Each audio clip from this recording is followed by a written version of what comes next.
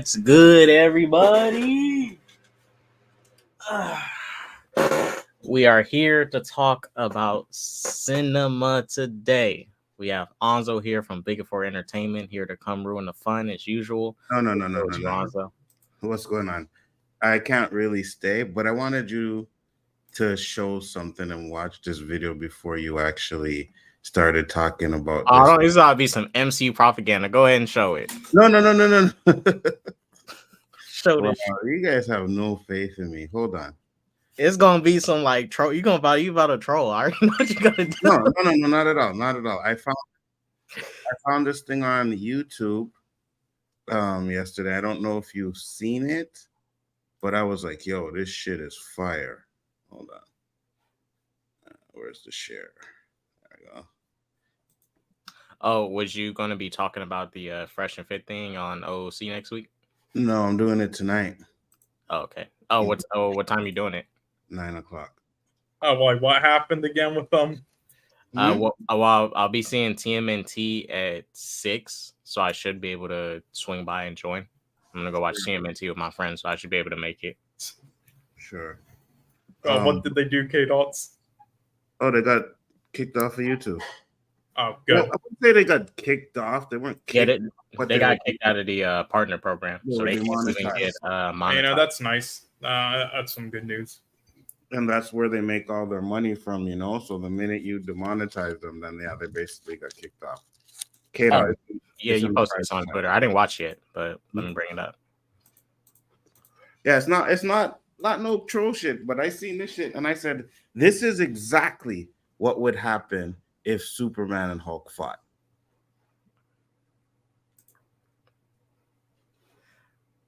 See, Hulk's lucky Superman gonna be holding back in this fight,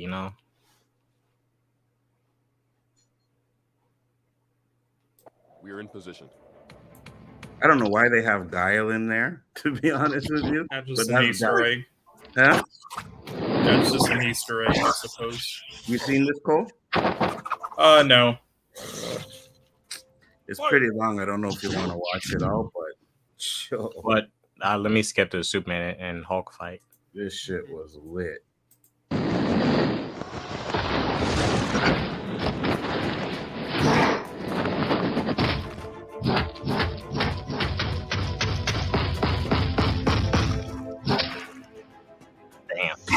I mean, aside from Hulk not being able to fly, it's gonna be a pretty damn near even fight for the most part. Yeah, but the way they make Hulk fly in this shit, I was like, okay, that makes sense. Yeah, no, it does make sense for him to fly with how he uses his powers.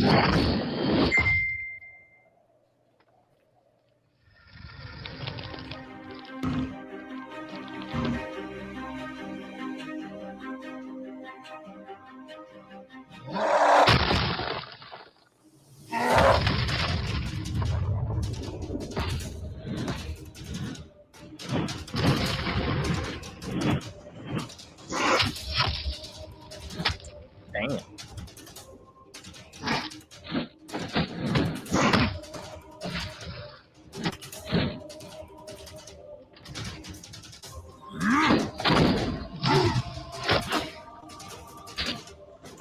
One thing that I wish the MCU would show more of is agility.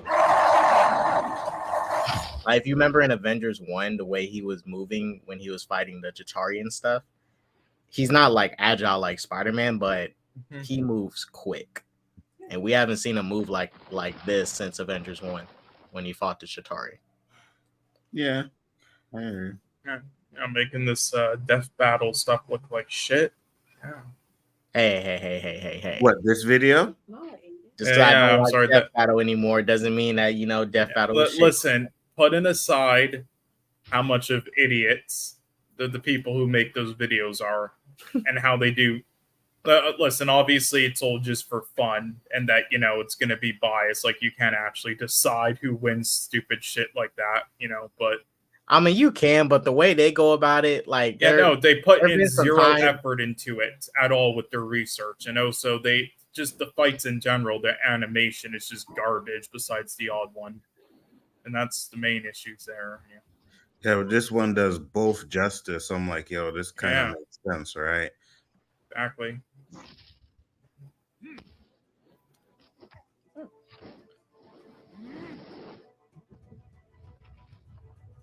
Gosh damn, 6204 for a fucking standard ticket. Three standard tickets For what? for Teenage Mutant Ninja Turtles. Oh, okay. 6204 for 3 tickets, adult. I know Nerdman's not here. Did he see Blue Beetle yet? Yeah, I mean, it seems like watch it. He said he wasn't gonna watch it, but I'm shocked he did. I told him, check that out. You're gonna end up watching some peak cinema. Gonna blow his mind. It's not peak, but it's not terrible. Yeah, it's not peak. It is definitely one of the better DC movies, to be honest with you. Yeah, it's better than every MCU movie too. Correct, shit. Lonzo. It's better than Avengers: Infinity War. Oh, stop your shit. I just had to fucking wreck Nerdman last night on this stuff, and now I got to deal with you today. No, not having that. God damn. Yeah, I watched that Bond tournament you did, and I still can't believe Goldfinger didn't win. Oh no, we did it properly. We did it properly. The right 1-1. Absolutely. I was at the right one.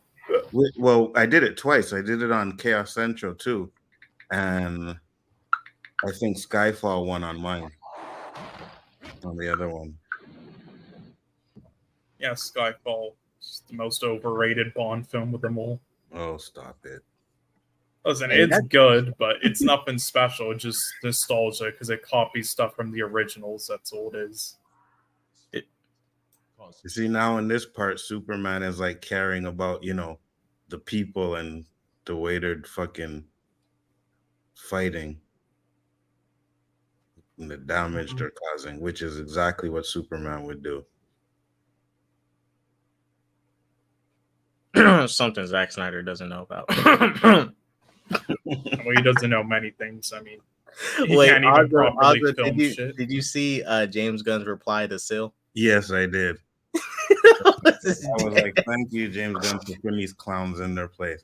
Wait, I don't think you saw what he retweeted today. Like, he retweeted it talking about repost James Gunn's confirmation of it. Let me show you. This is so funny. Well, they need to make their $50 per month on Twitter.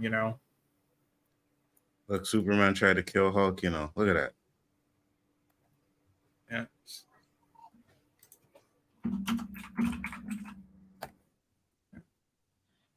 They need to make sure to tweet that garbage out so they get their 10 cents per day so they can buy some cans of sardines so they don't starve. And then this Zod guy posting little things from his fucking trashy ass book. I was like, he's going to get sued the moment that comes out if he's actually going to go through with it. Why the fuck are you lying for, bro? Like, he's going to get sued for billions. It's going to be hilarious. I don't know what type of book he's trying to document, but that book is not going to have nothing that people think is going to have. It's not going to have nothing game changing. He's going to lose money off of that. Oh, for sure. I should Which probably is bad enough because we all know he still lives with his mom. Anyway, won't even get published. Yeah, because he hangs out with Sil and shit, and whatever insider information Sil supposedly gets is bullshit. So what insider information is Zod Rider getting? He's hanging around Sil. Like, of course it is. What insider information he's gonna get to put in that book to like really expose things? Like, bro, them dudes lie constantly. Sil lies constantly, and people are just like, "Oh yeah, you know what I mean? Yeah, you're right. You're right." Like everything he fucking says is a lie. Like, get the fuck out of here with this bullshit. Yeah, well, listen, their careers and channels are pretty much dead, so they're just trying to milk out whatever left, basically, for interactions. I'll give him props for this. He would be a very good politician. Yeah, for real. I'll give him props for that. He would be a good politician. Yeah, he would win the election. Yeah. Oh my gosh, where is it?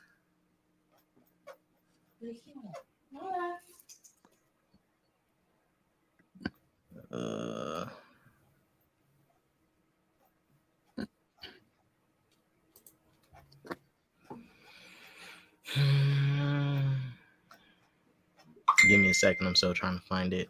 It's okay. I just messaged back, Nerdman. bitch is late. Yeah, I knew it'd be late, so I figured you guys might enjoy watching this little video first. Yeah, fair. Oh, yeah, Anza, did you see the original one that they did before this with Chris Reeves? Yeah. I didn't like that one because the way they killed Hulk at the end of it. You know what I mean? Yeah. This one to me makes a little bit more sense because they go with the fact that the madder the Hulk gets, the stronger he gets, you know? Yep. Oh, so all right. So this is what he did here. So this was from yesterday.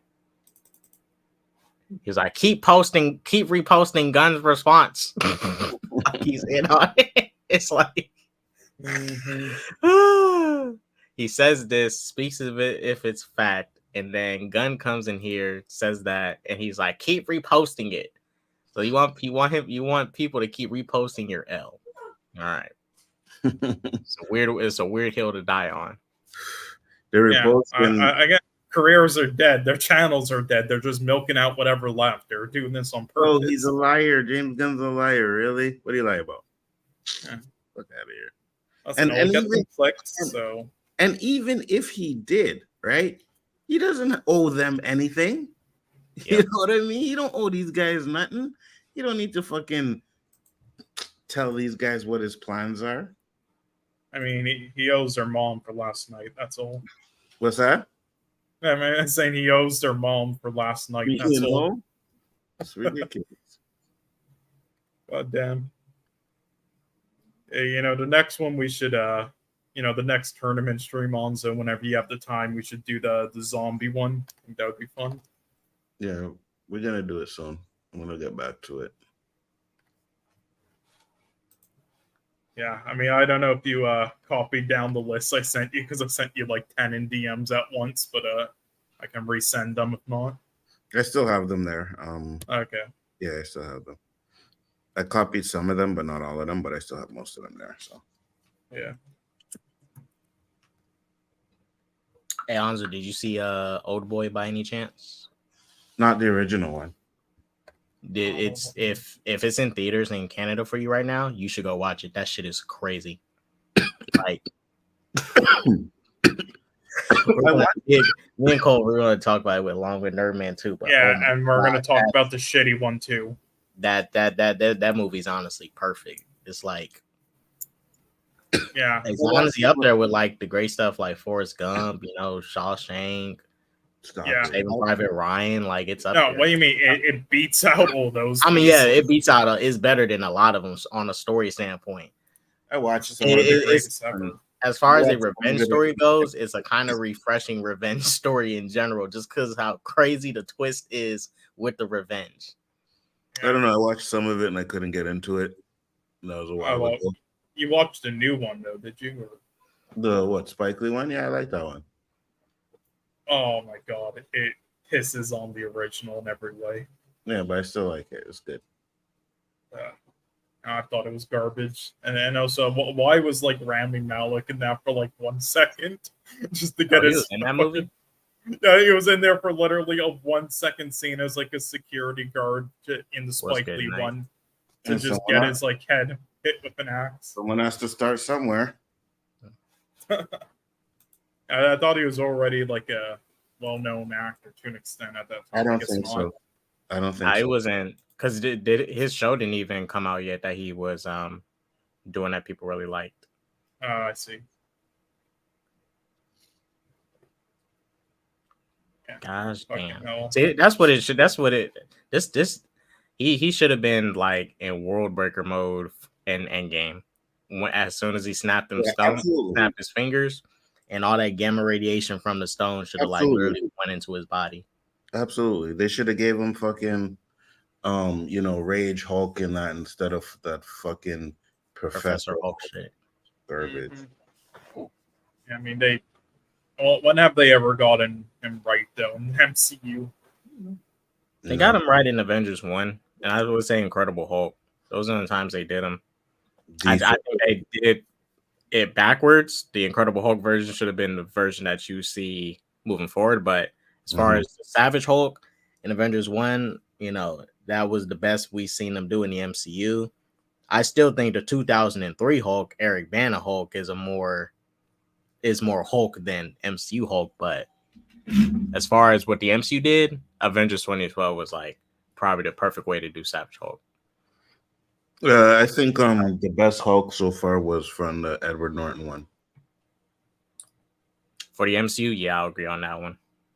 Because when I watch this, right, this is why I say like that fight with the Hulkbuster should have never ended the way it did. Hulkwood should have destroyed fucking Tony Stark's Hulkbuster. But yeah, if anything, you know, can you now see K-Dots when I tell you how Onzo's soul is? How Onzo heartless, man. He's an MCU heathen. It's straight up MCU heathen. This Blue Beetle movie was great. Oh, God, here we go. It was See what I okay. mean? His soul is trash, bro. Hold on, Nerdman. When I tell you his soul is trash. Nerdman, what? Was it better than Shazam? No. Yeah, see, of course you would say that. Yes, it was. No, yes, it was not. Yes, you are not actually saying that was great, are you? Wait. Yes. Okay, Shazam 1 and 2. Shazam 1 and 2. Let me rephrase that. You're right, Cole. You're right. It was better than every MCU. It was decent. It was better decent. than every MCU. Hey, wait a minute. Wait. Before y'all continue. Every MCU origin movie. That's what I'm saying. I'm agreeing with Cole. It was decent. It wasn't great. It wasn't fucking garbage. You said it was trash this morning. No, I did not. No, I did not. Go back on my stream. I never said it was trash. Go back on my stream. You said it was a bad movie. I never said it was trash. Wait. Before we continue, I just want to comment on this real quick. I see why Onzo wanted me to play this. He wanted me to show Hulk holding up Superman, holding him up to the sun as if he defeated him on my stream.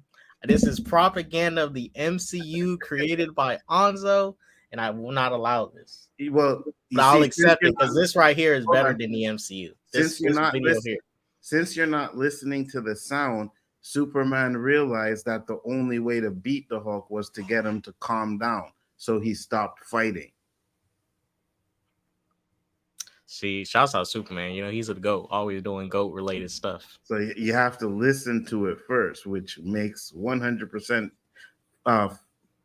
100% because they would just be going at it over and over again and destroying the whole planet. So Superman was like, the only way I can stop him is to calm him down. So he let Hulk rail off on him. Facts. But now to go back, Nerdman jumped out. Thank God. Oh, he's back. Shit. But to go back, I never said go watch my stream. I never said that Beetle was trash. I said it was a bad. I didn't like. No, I did not. I didn't like it. What does that mean? So what? I'm not allowed to like a movie that's not a bad movie. So you didn't like it because it was me saying I don't like it doesn't mean it's bad. I never said it was bad. I said I didn't like it. Oh, look at you. He's backtracking like for fucking moonwalk and shit. I'm not. You can go back to my stream and listen to what I said. Holy K-Dot, you want to print? Oh, I put up members, and K-Dot's not a member. You know, you gave a lot of positives to it. Huh? I know you gave a lot of positives to it in your video. See, Cole, watch my shit. Cole, watch my shit. Of course I did. Oh my God. In my defense, I was getting rest because I had to go see Oldboy, so I was not able to watch the full thing. That's a sick movie. That makes the look, Cole. I'm gonna admit something because I'll be perfectly honest with you. I still don't care about the Blue Beetle character, but for a Blue Beetle movie, if you're gonna make a Blue Beetle movie, that was like way above what I thought it was gonna be. Way above. At the beginning is slow, but towards the end, it picks up, and it's a perfectly fine movie. See, one of my issues is there wasn't enough Blue Beetle in it, right? But one of my positives are the family members, and I said for me, my favorite family member was Nana, the grandma. You know what I mean? The grandma was kicking ass. She was fire, right? So I gave it props. I just said for me, it's not this fucking great movie. It's okay. Yeah. It's decent. All right, look. It's not. The grandma Not was every actually movie has underrated to be character. great, bro. Not What? every movie has to be great. I never You said they do. understand? So why are you like grading it on a curve then? I gave If it a it is 6. So is Ant-Man better than this? Is Ant-Man Quantum Mania better than this? Yes. See what I mean? Yes, it is. What I'm talking about. It is 100%. Well, I can't go that far. I can't Bro. support that. Because you guys are DC fans. It is better. 100% is better. Wow. So first off, Cole, are you this gonna say movie- anything to that? Or are you just gonna this movie felt Yeah. like Like, I'll give you this. It's not better than Guardians 3. Of course, It isn't better than Guardians. But 3. hold on. But hold on. That. This That's all I movie- can give you for the year. One of my biggest issues with this movie is it felt like it actually should have been on HBO Max and not fucking in the theaters.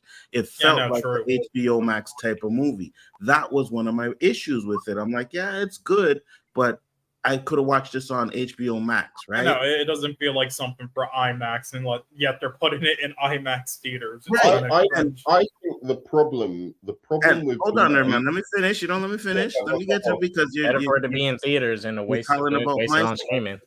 I think the guy that plays the Blue Beetle, I like him. I like him in Cobra Kai, but he think doesn't people are overrated because of the Cobra Kai. he doesn't translate over to movies, right? That's why I say sometimes it's really hard for a lot of these TV actors to become movie stars because it doesn't really translate, and that was the problem that They don't have the I right think he was solid as the lead. He held it down. No. He's right. That's part of what makes it feel like a TV movie. The second thing makes it feel like a TV movie. And this isn't a criticism because they did a good job. And it wasn't really the family element. I think people are overrating that. I thought the family were quite silly, to be honest. I thought George Lopez was way too silly. I didn't like it. I thought there was. I didn't like the performances.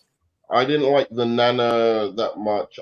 But the thing was, I don't know how to put it. They somehow fixed that in the movie, like halfway through, where they tempered the annoyance of it. Right. That's the thing. When things got serious, that family went to work and did their thing. But we have to remember we have to remember one thing. They are Mexicans. Mexicans are the funniest people on this. One of the funniest people on this damn planet. They joke about any and everything. That's just how Mexicans are. I'm just for the most part. They know how to get out of trouble. Like that. They be joking around about any fucking thing. Not all Mexicans. It can be serious, but they take things serious, but they have a sense of humor about stuff to where, like when they saw the scarab on his back, right? I mean, if I saw that show, I'm like, what the fuck? But they joked about it, but still took it serious to where, So here's another issue too, right? He comes first off, and I say this again, but I know it's a nitpick. I was like, why the hell is he wearing his graduation hat when he's coming off of the plane? You know what I mean? Like, who does that? But that was a nitpick. I know he put it on when he went down the escalator. Oh, did he? Because I thought he had it on. He put it on because he wanted him to surprise him with it. So that makes sense. I missed that part. But Right. they're the family's talking about, oh no, we're not gonna tell him, we're gonna make sure it's this and that. And as soon as she sits down, the sister's like, oh, my dad got something to tell you. I was like, oh, okay, really? Like, come on now. Yeah, but is that what you're waiting for? So you can destroy a DC movie? Is that the kind of shit it is? You're waiting for those little bits of that. He's so desperate. Did you hear what he just said? That bothered him. Have you watched the Marvel? It bothered me. It would bother me. But if it would bother me in any movie, it would bother me in any movie. It's not nothing to do with DC. Those are the little things that they put in movies that bother me. Right? I've said that all the time. Those happen all the time in MCU movies, bro. And they bother me. I don't know. Yes, they when they do stupid shit like that, they do. Oh my god. 100%. Wait, another thing. That's why Blue Beetle better than every MCU movie. They gave me a comic book with Blue Beetle when I went to go watch in theaters. So look at DC, man. They said, here, you want a movie? Here's a movie and a comic. Read Of it. course, it's James Gunn, so I Dang, didn't- man, I they be didn't cooking. Book. That But, demon Kevin Feige never gave me a I wanna comic. finish- I went to I go wanna watch finish it. this point. This is a good movie. I'm not, watch it in cinemas if you want. I do think it should have been maybe a HBO Max thing, especially with the actors involved. Doesn't seem With the budget, that would have been way too money. But the other central issue of this whole movie is the fact it's Blue Beetle. And the problem is the character himself, all the interesting things, I don't even know how to explain it. It's just the action and the fact that the director is clearly a competent director and can do all of these things with the story. But actually the origin of Blue Beetle's kind of like whatever, like in this thing. And I did like the stuff they did with Ted Cord and bringing it back to the original Blue Beetle. That's the other thing. Oh yeah, liked. with me too. With the costume stuff. Never mind, you're tripping. I don't know what's happening. Fucking UK internet. Oh damn. I did. I liked that stuff too. No, it doesn't. Darkness. No, it doesn't. Blue Beetle over Ant-Man 3. Fat. It just had, like I said, George Lopez, his character. I really didn't like it. It was a little bit silly to me, Oh, and Sharon Sarandon's villain, I did not like her at all. I didn't like it either. Really, I felt like she was just phoning it in, man, like just to get a paycheck. That's what I felt. Yeah, she didn't put like any effort into it. Yeah, none whatsoever. Yeah, again, the main thing for me as well is just all these scenes and like moments they don't establish or like sit on it for as long enough as they should have. Like they just zoom by it so fast, especially in the climax with all those moments, like thinking George Lopez died, and then also with the villains, moment there, and it, killing himself. It's like they just zoom by it so fast. It's almost like they needed to like trim it quickly, to push out. And that's what I said. I like, for me, the villains to me were okay.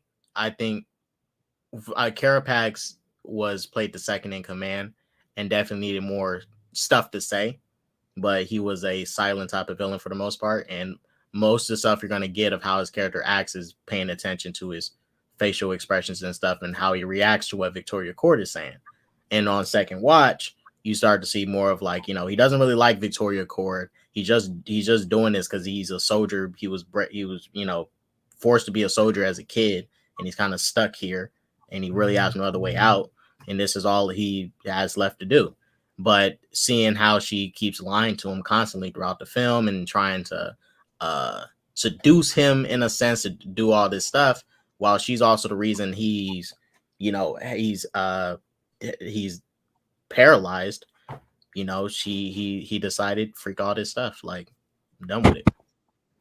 I thought Susan Sarandon was fine. I don't think she was bad at all. Yeah, she was fine. I don't think she was great.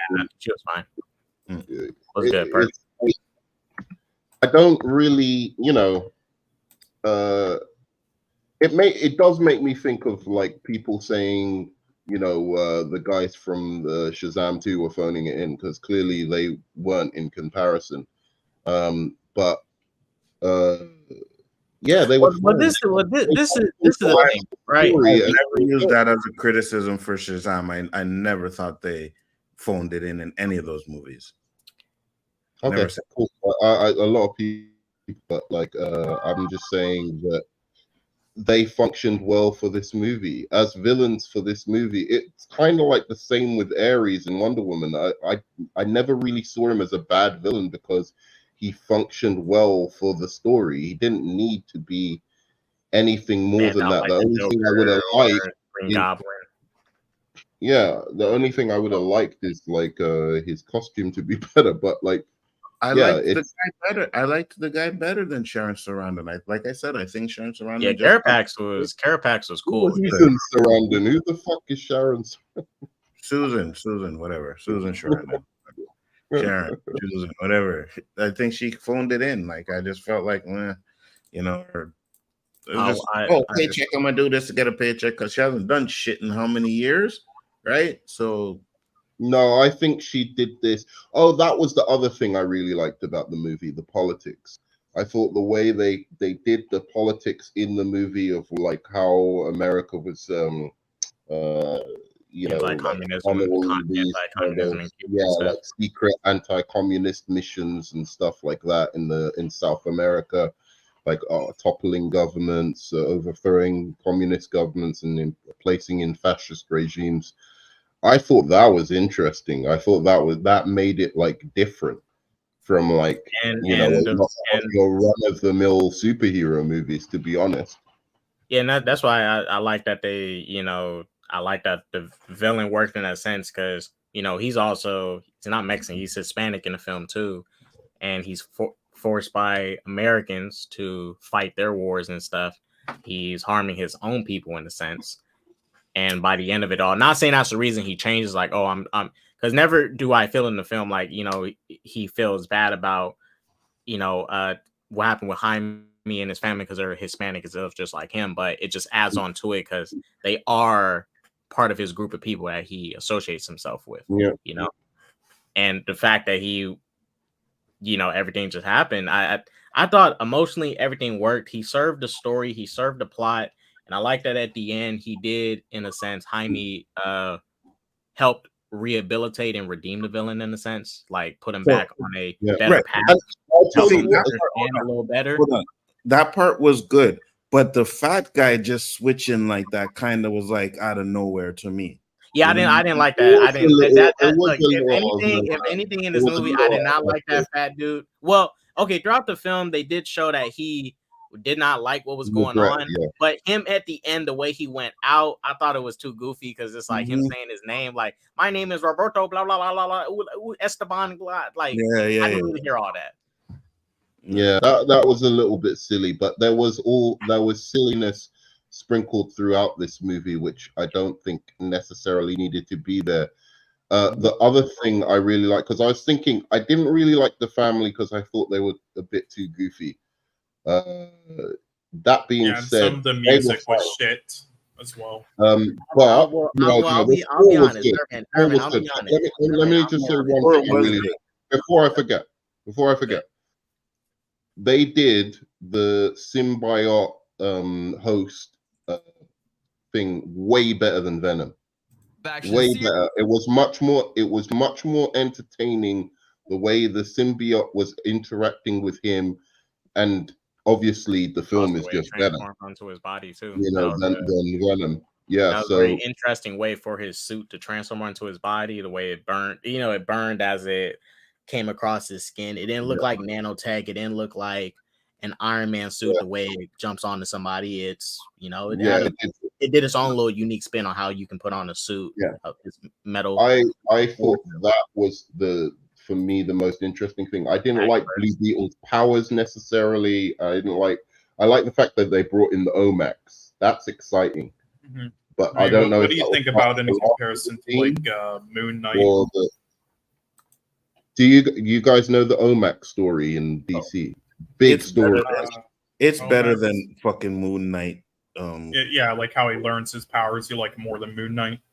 Oh yeah, way better. This thing where I agree, and I think this is what Alonso was pretty much alluding to. While the family element was strong in the film, there should have been more private, personal time with Jaime and the Scarab talking. Yeah, and just better actors. It should have been more private time with them to really develop them. While I still think it worked, but there was some parts in the film where, like, Jaime found out Kajida's name. It would have been cool to hear her say that and say it to him, because she didn't say that during the fight. I understand that she's talking to him while he's, we can't hear him. He can hear it, but they could have shown it a little bit more. Yeah, they could have had more dialogue between the two of them. You know what I mean? I think that would have made it more a little bit, because even the scene where he's going for the job, you know what I mean? And the family's outside and they're beeping the horns and start singing and shit. That was corny to me. But that's what Hispanic families do. They do that shit like that. I didn't like the way everything was so obvious. They really be like the cinematography. I really didn't like the way everything was so obviously purple. That bothered. I actually liked that. but it was too much. It was too in your face. It was like no, like having a Superman or Wonder Woman movie where like everything is like blue, yellow, and red. Like it's kind of weird. Oh, there's it's a part like where they're looking over the city, and I thought it visually looked really good. I was like, I like that. I like the purple around and stuff. I it's not. The director has a good eye. He's got good, thing for pacing and everything like that. But I thought that choice was a little bit too much. I don't know. But it was a good movie. It was a good movie. I'd give it a solid 7.3. About 0.3. It's either 7.5 or 8, bro. So 7's actually a good grade. Go ahead, nerd man. I gave it a 6. Nerd man, talk your shit. I gave it a 5.56. Yeah, because you give Ant-Man what, 8? No, yeah, I actually did give Ant-Man an 8. Are you ever going to give up on that one? Can you just admit that movie's kind of? But you see, the thing with Ant-Man is time, and then you watched it. Hold on, maybe I say it again, and I'll say it forever. Some of the jokes in Ant-Man I liked, and Kang takes over that whole movie, so that's the reason why I give it an 8.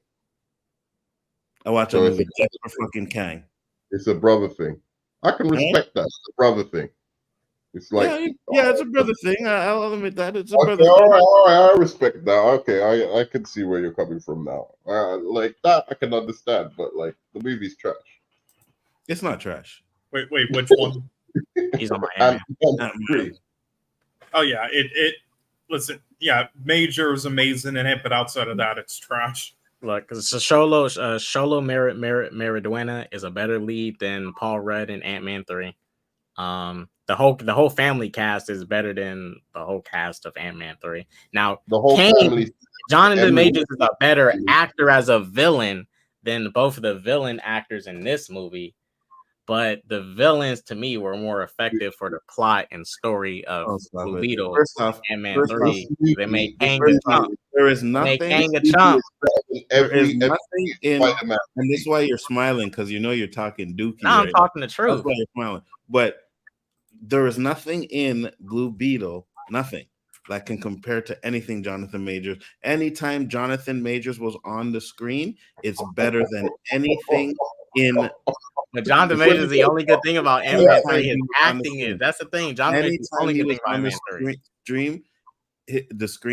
Anytime he was on the screen, take any performance he had. He's just sitting there fucking when he first meets up with what's her name? The woman. Anyways, when he first meets up with her, anything, huh? Michelle. Yeah. When he meets up with her the first time,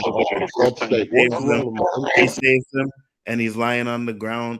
Anything that showed Jonathan Majors in Ant-Man 3 is better than everything in Blue Beetle. Everything. See, Anzo, now you're taking it too far. I was on your side for a little bit. Now you're taking it too far. Facts. Jonathan Majors blows that movie. If it's not him, somebody else, that movie isn't. You're right. It's not as good. I'll say that it's not as good. But him being in there, he was amazing in that movie. This is how they disrespected my man Jonathan Majors. It's better than every Spider-Man. Hey, look at them disrespecting my boy. I see. They let the brother get sworn by ants. But the ants. This would happen in the DC movie, though. The ants didn't kill him though, because they jumped his ass though. And he beats the fucking shit. I mean, do we know that they're racist? So the ants. Stop it.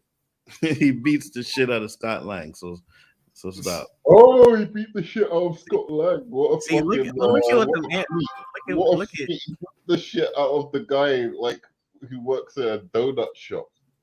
What the fuck, bro? Come on, man. He's a fucking Avenger. Like, say what you want to. Scott is a trash Ant-Man. Scott's a trash Ant-Man. Wait, he's a trash one, but didn't he beat Falcon?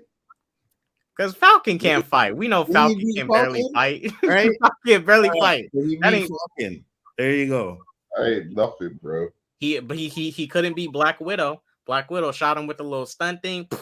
She knocked him out. He couldn't beat Black Widow. Who else did he beat? He needed orange slices at the end, bro. He got people. What are we talking about? He got worked, bro. Come on, man. Who got Anyone rogue? could take out Ant-Man. Huh? Cole could take out Ant-Man on a good Well, day. Falcon didn't. Honestly, we know Falcon can't fight though. He be struggling. The ants can't did even be not black. get him off screen. Now, if we had flipped the script and went to another scene where fucking Kang was lying on the ground all beat up and shit, then I'd be like, yeah, the ants beat him. But that's not what happened.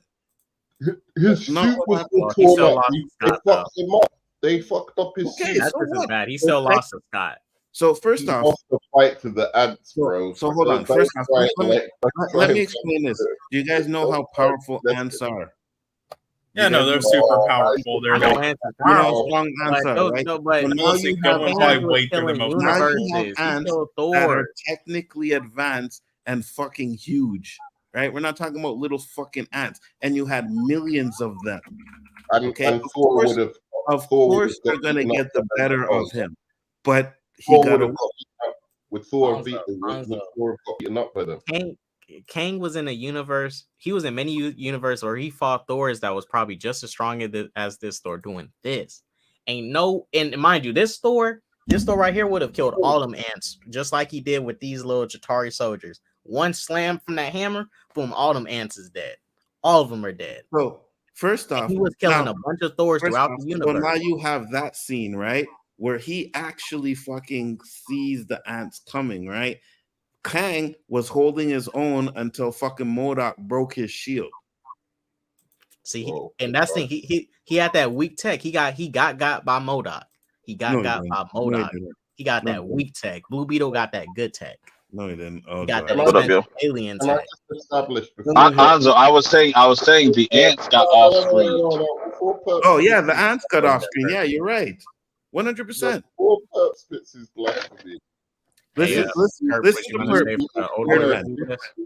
Listen to Perp coming in with some facts. Go ahead, Perp. It's better than Kang did not lose by no ants, bro. Thank you. People need to just stop. People need to just stop that, bro. Thank You know what I'm saying? All right. Well, you know what? All right, then we don't even need to run with that. He still lost to Scott Lang. He lost. No, To, How did he lose? he got beat The, up. the, No, he the didn't. nigga was on the ground. The nigga was on the ground. He was fucking his bloody lip busted. He You was know? he was lucky that what's his face Hope was there because he needed that shit. He needed that shit. He got outsmarted. He lost. All right. This battle. He lost this whole battle to Scott Lang. No, he did not. He lost this battle to Scott Lang. And ants. Okay. No, he And did not. Okay. So are you? That's why now Ant-Man's gonna. That's why Ant-Man's gonna have PTSD. Are you telling me that Thor would get beaten by ants, Hope, and Scott Lang? But Where he do you get didn't Thor lose. from? Would Thor even have like his uniform like fucked up by ants? Nope. Even that, like even to get like be Violated all challenged. the You're comparing a. He's a god, bro. Yes, and this dude. You're comparing a god to ants. He said he beat many Thors. He said he beat them throughout the universe. So much so that he's forgotten Scarlet Witches. which Avengers were which. So here's Because the thing. they were so We don't easy. know how he beat them. He have this tech, right? But we can't sit here and say because you don't know it that Thor wouldn't have got bodied by ants. And that's what I'm saying. And at that point, he probably had full control of his powers. And where this Kang lost some of his power, he had to get his chair back and all that shit. You know what I'm saying? That's even more terrifying. That he's not even at his full strength, and he was giving Ant-Man the business like that. No, but he had 30 years. He was making his army and stuff. And mind you, he had the ability to literally freeze people in time. He didn't do none of that in this movie, aside from one time when he froze Hope's mom in time. He had all these powers and didn't use them. I get he didn't have the chair, but still without the chair, he was a formidable threat. He just needed the chair to time travel. That's all he needed the chair for. But still, he got wrecked by Scott, Hope, and them ants. Shouts out Who did he get? How did Scott wreck him, bro? Scott was on the ground getting his ass stomped. Hope all foiled his plans. He lost. You know why battle, K-Dot he won't lost show the his scene, right? You know why K-Dot won't show the I'll scene, show right? it. Because he I'll show knows. it. I'll show him. Oh man, y'all crazy, bro. Look at this. His plan's Y'all getting crazy. foiled. Look at that. Did he really get foiled? Because he got thrown into a multiversal core. That does not mean you're going to die. Show where he's But he body lost and the battle. Don't This show battle, that he scene, lost K-Dot. it. Look at that. Show where he's Punching battling into the thing, Ant-Man. and he lost that. Look, Scott No, literally no, no, no, no, no, no, no, no. beat him. No, He K-Dot. literally beat him. K-Dot, you're full of shit. It's right there. He No, beat no, him. that- Look. Y'all fall for the easiest trick in the book, bro. You know what I mean? He lost his battle. He didn't die, but he lost his battle for How sure. do you lose? He Oh, lost. my God. He lost. Why You he has the even Ant-Man himself. Scott was doubting himself. He's like, did I really beat him, or is he really gone? But he said, Like, no matter if he died, he put that fear in him. He put that fear in him. And he shouldn't No, he have did not. K-Dot, stop it. Go What back fear? to where Ant-Man and Kang Don't are do it. actually fighting. Don't let these Go MCU to heathens. where I'll play Yeah. it. I'll play Keep it. going. Keep going. And Keep going. Look, bang, Keep going. No, keep going. Go back. Go back Bang. to the start of that fight. So when this Kang comes back in the end of Kang Dynasty and wipes out all those other Kangs, says I'm back, bitch. Y'all gonna be salty. I mean, I don't think he can. He can barely deal with Bro, he got sucked into a multiversal He got- core. I mean, That's just his- another portal for him to go through. His force field got Watch destroyed this guy. by MODOK. He's This is the thing. what? His force field got destroyed by MODOK. He made MODOK's tech, and he got defeated by MODOK. don't pause it Somehow there. Don't countered pause his- it Oh there. my god. Hey, don't pause it there. Don't pause it there. Don't give him any ammunition. No, I mean, this isn't even ammunition. Go to the end. Go to the end. He going. still Go to the loses end. the battle And overall. remember, his suit's not working right now, and he is fucking bodying fucking. Just off of pure strength, he's fucking Scott up, yo. Like he just fucking him What up. are you doing Pure on strength. that? That's impressive. And That's then what Scott- That is, bro. Scott comes in and does I was this. We ain't never see Ant-Man get his ass whooped like that. And then Scott comes in and Man, Go on. look at Yes, that. I get sucked into a multiversal core. I will be back. See, if he was in DC, we wouldn't let Jonathan Majors get beat up like that. He would have been beating up people. Like he would have He came in there did. like Thanos in Infinity War. He You know, did. beating up Thor like a baby and He did. messing up Hulk. He did. Y'all go to see how this shit gonna play out because this is a part of his character. He always think they defeat him, but then he always comes back. But he lost his battle though. He lost this battle right How'd he here. lose? How'd he lose? The war's He still lost. there, but he He lost this lost, battle bro. right here for sure. So he loses if he comes back as this whatever. If they go with that whole Beyond Your Kang thing, whatnot, and he just wipes out all the Kangs and just starts destroying everybody, then he loses. He still loses Let me tell you something. He lost. because I guarantee you that's what they're doing. No. Well, And if that's the first- case, that means Hold on. he with the power he has as is. Then how did he kill all these other universes with the power as is? Hold on, And let he me needs more tell power you just to something. I'm gonna defeat tell you how. I'm Ain't gonna it? tell you how. Because in the movie, he says he's seen the future. So if he's seen the future, if he knew the outcome of the way the world dies and everything, if he could see that, he knew what was going to happen during this time. He knew this was going to happen. And it's probably because he needed to get pushed into that realm. But he did not want that to happen right there. Why did He did not want this to happen. See how these people. They'll Look, say he's anything. trying. He wants Why to didn't he just jump into it then? because he did not want this to happen. He didn't. They came and foiled his plan right here. He's seen Why the didn't he future. just He jump knew. in? Why didn't he just jump in, bro? If he wanted to do that, like he could see the future and knows he has to go into there in order to win. Why didn't he just jump in there? And what are you gonna say when the Avengers defeat him? That he knew the future of like the Avengers were gonna. Oh, come on, bro. Who's to say how he can be defeated? Like I'm saying, like there's always another Kang and stuff, but this Kang will come back. Like him getting thrown into a multiversal core does not mean he's dead. That just means he got another fucking way to access the multiverse to get the fuck out of the quantum I'm not verse. saying he's I don't dead, understand but- how nobody I'm not can saying see he's that. dead, but he lost his battle for sure. Let's talk He about good actually DC lost his movies. battle. He didn't Let's- lose the war. The war's still going on, but he lost his battle. Yeah, He did. exactly. Kang has to. Kang has How to does they lost because now Ant-Man didn't defeat, he got out of the Quantumverse. Ant-Man Right. lost. Right. It may look like Kang lost, and that's what Ant-Man says at the end. Did I really win? He said that he was gonna come back. He said it's not right. So that's exactly what they're trying to hint to in this movie. But all right, you look guys at it. Look at it skip like the this.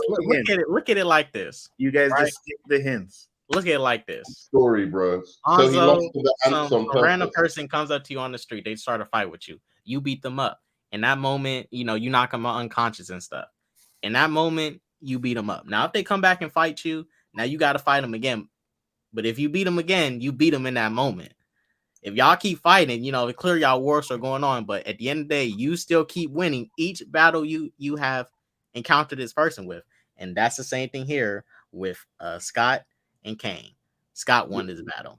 Yes, he got beat up. That is I can't wait for Kang Dynasty and Secret Wars so people get this beat proved wrong, like, because it's just like this argument is so stupid. It's really dumb. And you know what, Terrence? Maybe that's what they're gonna do in this universe. Maybe the only way he can be defeated is by him younger self. Man, just get them or a future version of him, right? Maybe it's the one. What was his name in Loki? No, what was his name in Loki? Oh, One Above All. No, it was the one who came before. Oh my gosh, I know, right? He who remains. He who remains. Maybe it's he who comes back and stops Kang. By the way, because like what I said, who's to say that Kang that got sucked into that multiversal core isn't that same Kang in Loki? Because there's two different timelines going on. That too, right? I'm not saying. That's what I'm saying. I was like, how did he lose? He lost that battle. He lost that battle they was having here.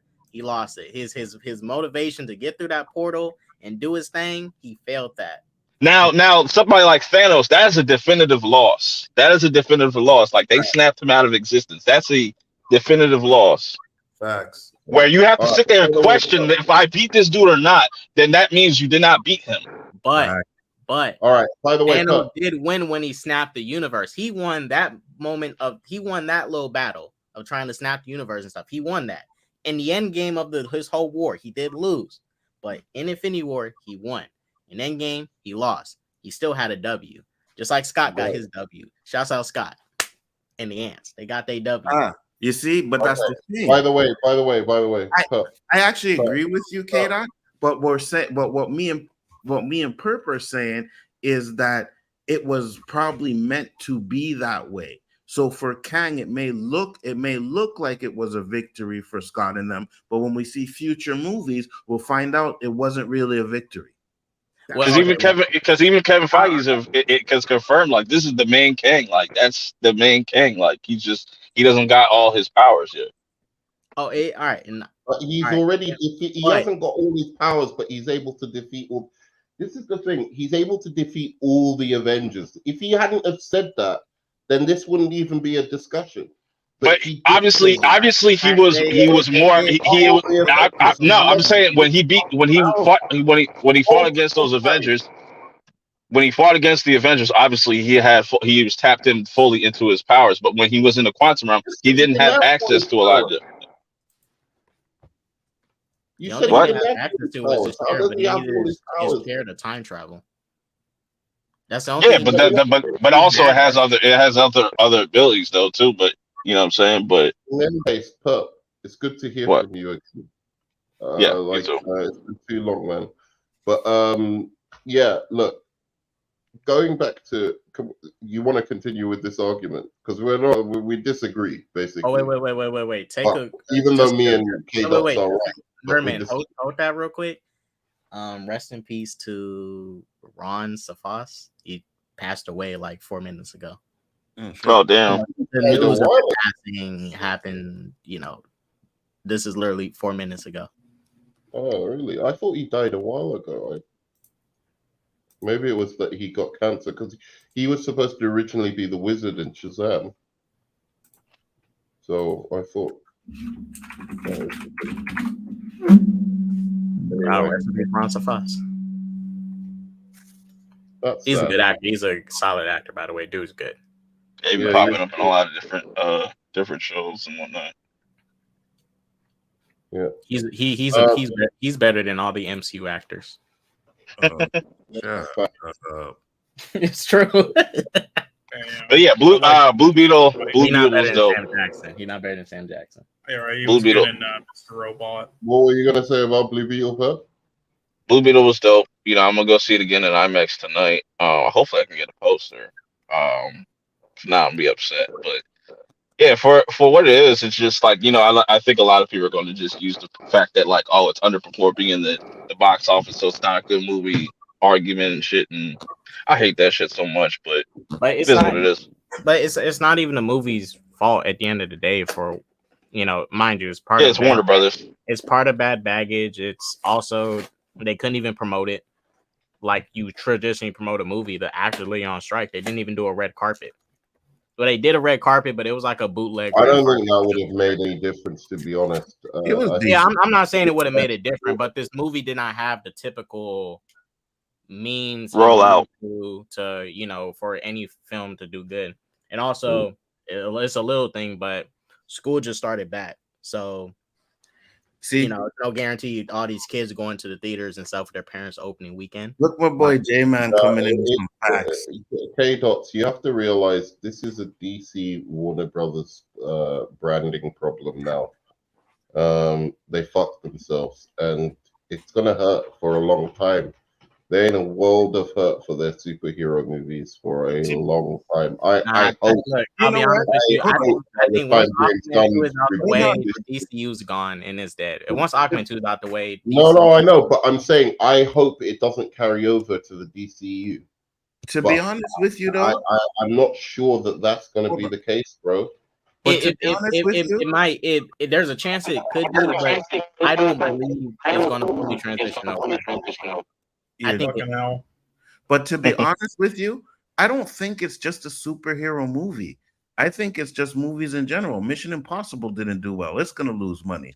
You know what I mean? So I don't think it's just. But it's funny that you don't hear nobody say, "Oh, Mission Impossible's flopping." They don't make a bunch of videos about that. Yeah, of course they don't, right? Because for them, it kind of kills. Yeah, and it kills their narrative, right? Because remember when Top Gun 2 came out? Oh, Top Gun 2, it's beating all these superheroes, blah blah blah blah, right? But then Mission Impossible 2 comes out, which people said it's going to make $1 billion, it's going to be so, and it didn't do well at all. So for me, I don't think it's just superhero movies. I think it's just people are really selective of which movies they want to go see now. They gotta, and I think just based on if they're smart, they'll look at like what Barbenheimer did and just spacing out, doing a better job of just spacing out these movies a little bit better. Right. That's what they have to do, because if you have people that have to pick, right, things are getting so fucking expensive now. I talked about this on the OOC now. The cost of living is unbelievable, right? So if you have a family of fucking you, a wife, maybe 2 kids, 1 kid or whatever, it's like $100. Right, to go to a movie every weekend or anytime a movie. I just told you the tickets I got for TMNT just for 3 adults, 3 people, $62. Exactly. You know what I mean? So imagine having to go see Barbie, Oppenheimer, Blue Beetle, whatever else is coming out. You know what I mean? Like, people aren't really going to be going that. They're going to be selective with the movies that they see now. Like Ninja Turtles is a great fucking. I seen that shit 4 times in theaters. I was just like, yo, it's that good. But like, realize they're not going to see DC movies. What's that? They are not going to see DC movies.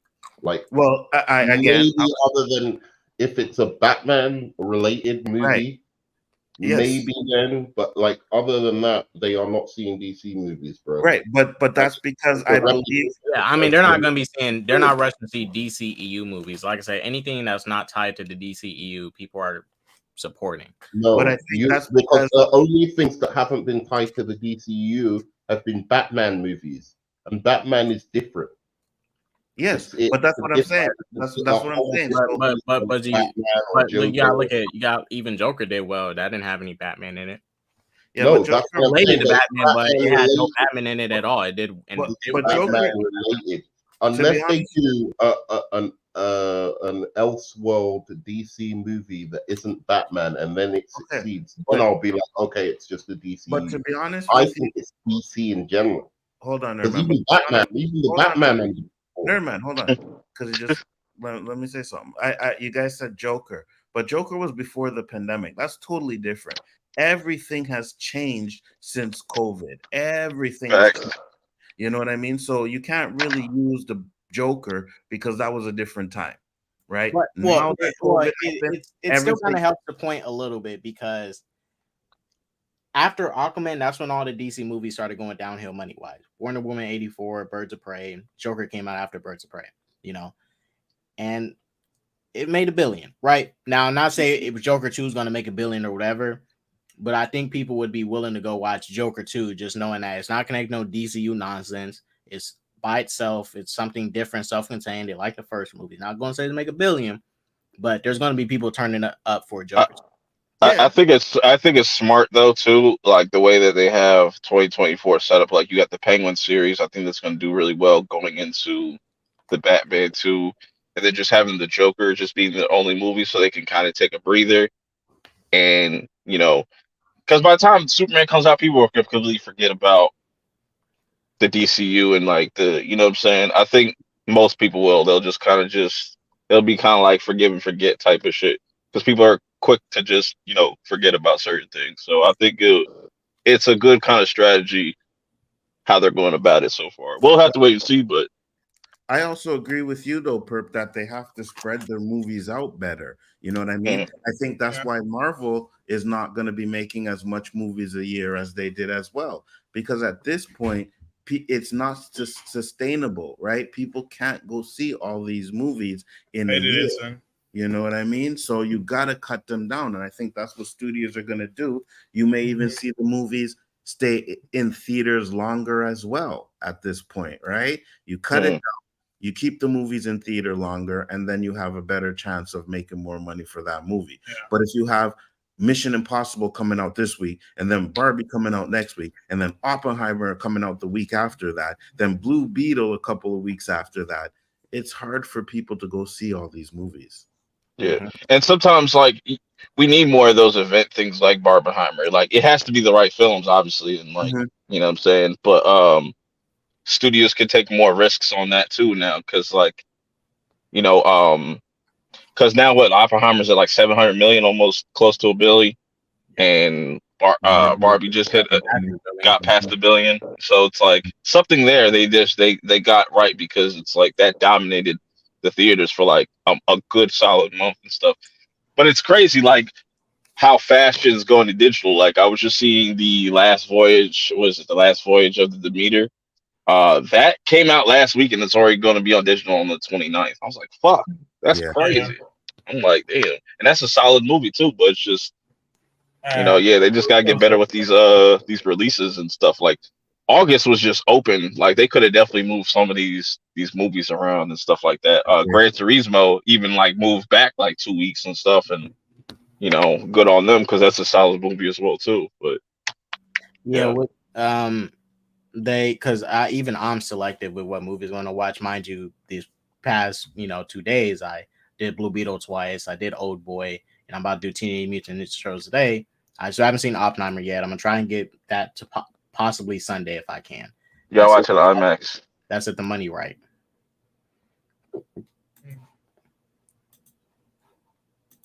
Yeah, man. If you got like it also like more people need to just get like AMC A-list if you got AMC, or just whatever movie theaters got that like that whole monthly thing, whatever. Because like being able to see 12 movies in a month for like 20 something bucks that's a steal for me. Like I would get it, but I go through the Premier line anyways. They don't even check if you got Premier access. Oh, when I'll go to the concession, they got the Premier line at AMC, and you're supposed to be a Premier member. I used to have the that free subscription and shit, and so I don't got it no more. But I just walk through that line and go get my food. They don't even. Bro, that's the best decision I had because they also like like every time your birthday comes around, they give you like a free large popcorn and a drink and stuff. Like I let my nephew go at that shit. I was like, bro, I don't eat popcorn like that, or you know what I'm saying. I don't do concessions like that, but it's the best. It saves me so much more money than just having to come out of pocket every time. And if it's something out of pocket, like you know what I'm saying, like Coraline, I just re-seen that in theaters. I was like, yo, that shit was damn near packed too. I was like, this movie's like 14 years old. Then they put a new scene. They put in new scene. Yeah, it's like remastered and all that stuff. Yeah. Wait, what film? The Coraline. Oh wow, they made like a new version of it. Yeah, it's like it's a little extra and like they have behind the scenes stuff after the credits and all that stuff. But I mean, can it be digitally or is that just a theater exclusive thing? That's just theaters. It was in theaters for like 2 days. Okay. Yeah. I mean, do they have the extra footage online though that you can watch? I don't know. They probably will re-release it in like 4K Blu-ray or something like that. Yeah. But that was that movie still holds up too. Film. And the director, I wish the director would make more films. He got kind of screwed over. He did the recent one though with I believe it was Key and Peele, that animated one. But oh yeah. Wendy and Wendell or something like that. Yeah. The animation studio he used to do it for. He did like Nightmare Before Christmas. Yeah, like went out of bankrupt over one bad film. I mean, it wasn't a bad film; it was just a flop. Yeah. And then he tried making a live action film, and I really didn't think it was that bad, but everybody hated it, so he kind of took a break.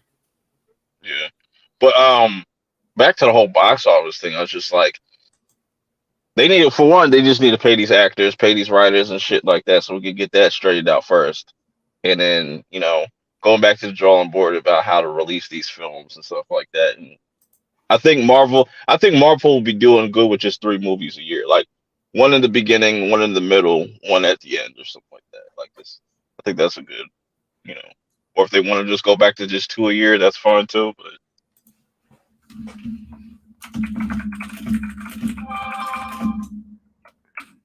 now we got to get into. Let me read this propaganda for Kang real quick. So as Thanos was right, he said in the beginning of Ant-Man 3. When Kang crash landed in the quantum realm, he stated that his ship was sabotaged by the other Kangs because they feared him. I fear this comment is Kang propaganda. I can't support it. Propaganda. Kang. They literally are scared of that motherfucker. Like, shit, I ain't scared of that motherfucker. And that's another thing too. At the end, when they're the Council of Kangs, like when they said like, "Oh, the Kang is dead," which Kang are they talking about? Are they talking about He Who Remains, or are they talking about that Kang the Conqueror? Because it could be either one. But I'll be honest, I think they're talking about He Who Remains, because that he was a mastermind. He was the last one that remained. He was one mastermind and stuff. Still crazy how he didn't know about King the Conqueror, but I guess he intended that. But Zach, DC movies was making money. They was making money, but they was not being received well. It's just making money is being received well. No. They was making money, but they was not being received well because Transformers 4 makes money.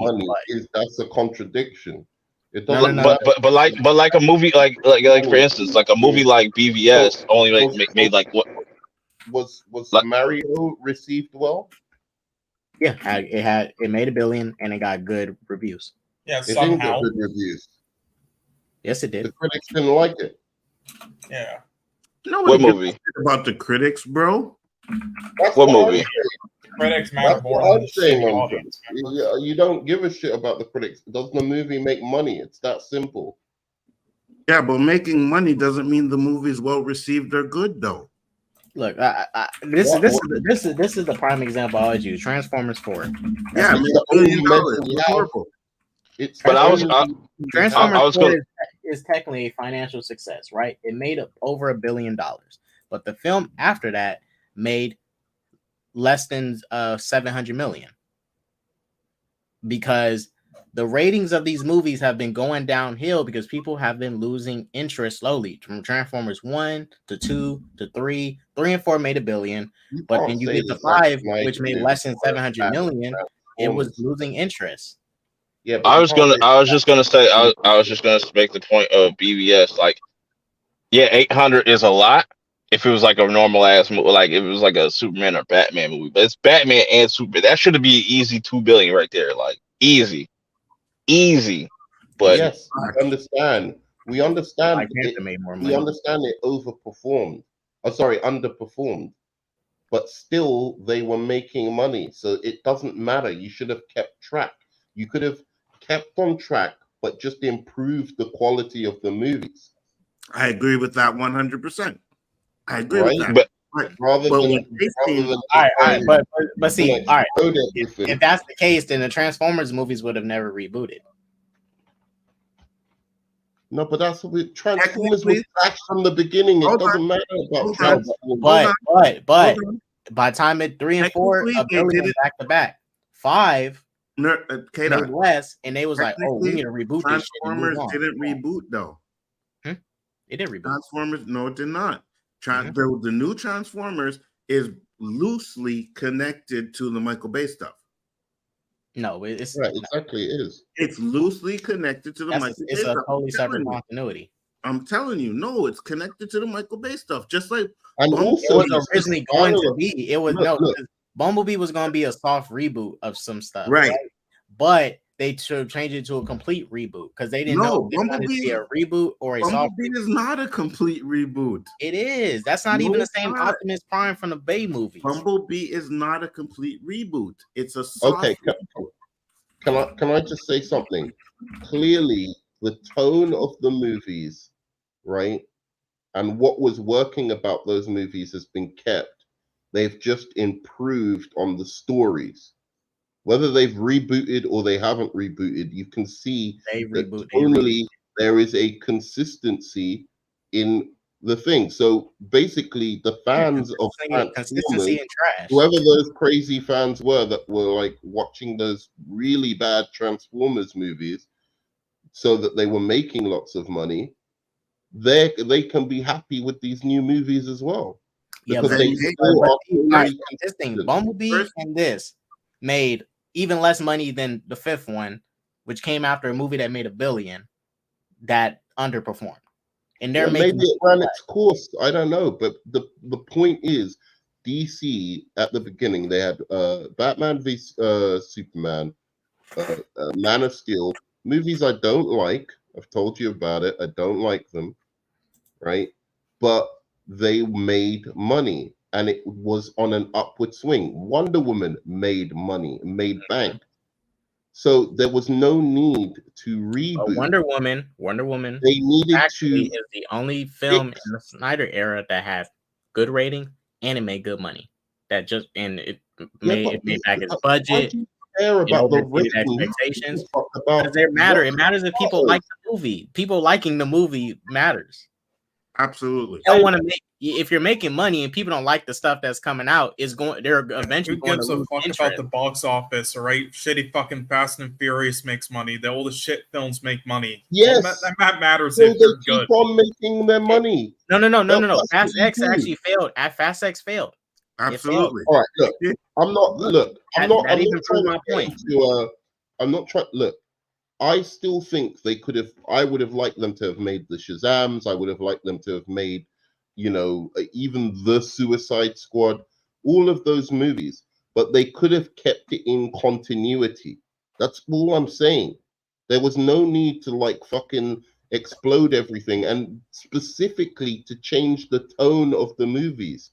Because when they change the tone of the movies, they lack any unique point. They're basically MCU now. Even this Blue Beetle movie is just a little bit like MCU-ish. Nah. Here's the thing, Nerdman. I agree with you 100%. They should have stayed the course, but they seen a downward trajectory, right? The movies were making money and they were going down, and people were complaining. When? In the Zack Snyder, when Zack Snyder was making the movies, they weren't going down. When? Yes, they were. When did they go down? They went down in Justice League.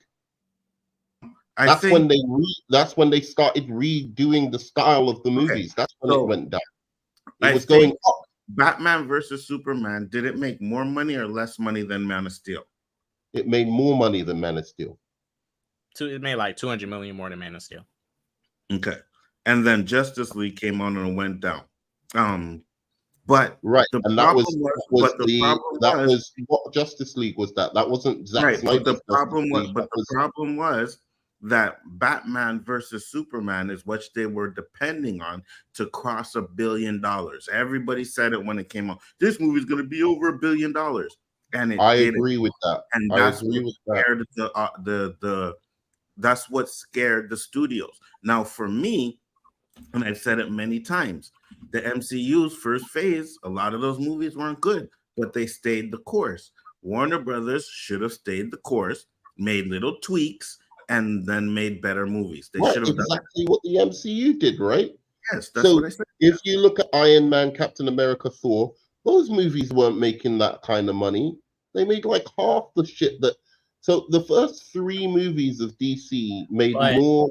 And I hate the argument. I agree. I hate the argument because you're talking about Superman, you're talking about Superman and Batman, and you're talking about Wonder Woman. Bigger gamble. So I get that obviously they should make more money.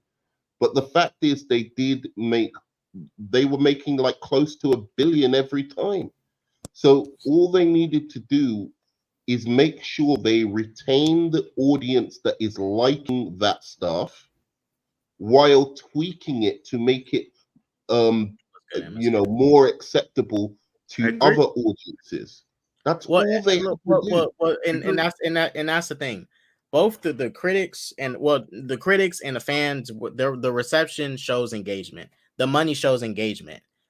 What I'm saying is films need to have both. You need to have people like the movie, and you need to be making good money. Because if you're only just making good money, do you accept now, though? Now you've seen how they've gone on with these reviews. Do you accept now that there's a DC, there's an agenda with certain critics? Oh, I admit it was an agenda. It always been there. So, do you think those critics may have affected even Zack Snyder's reviews?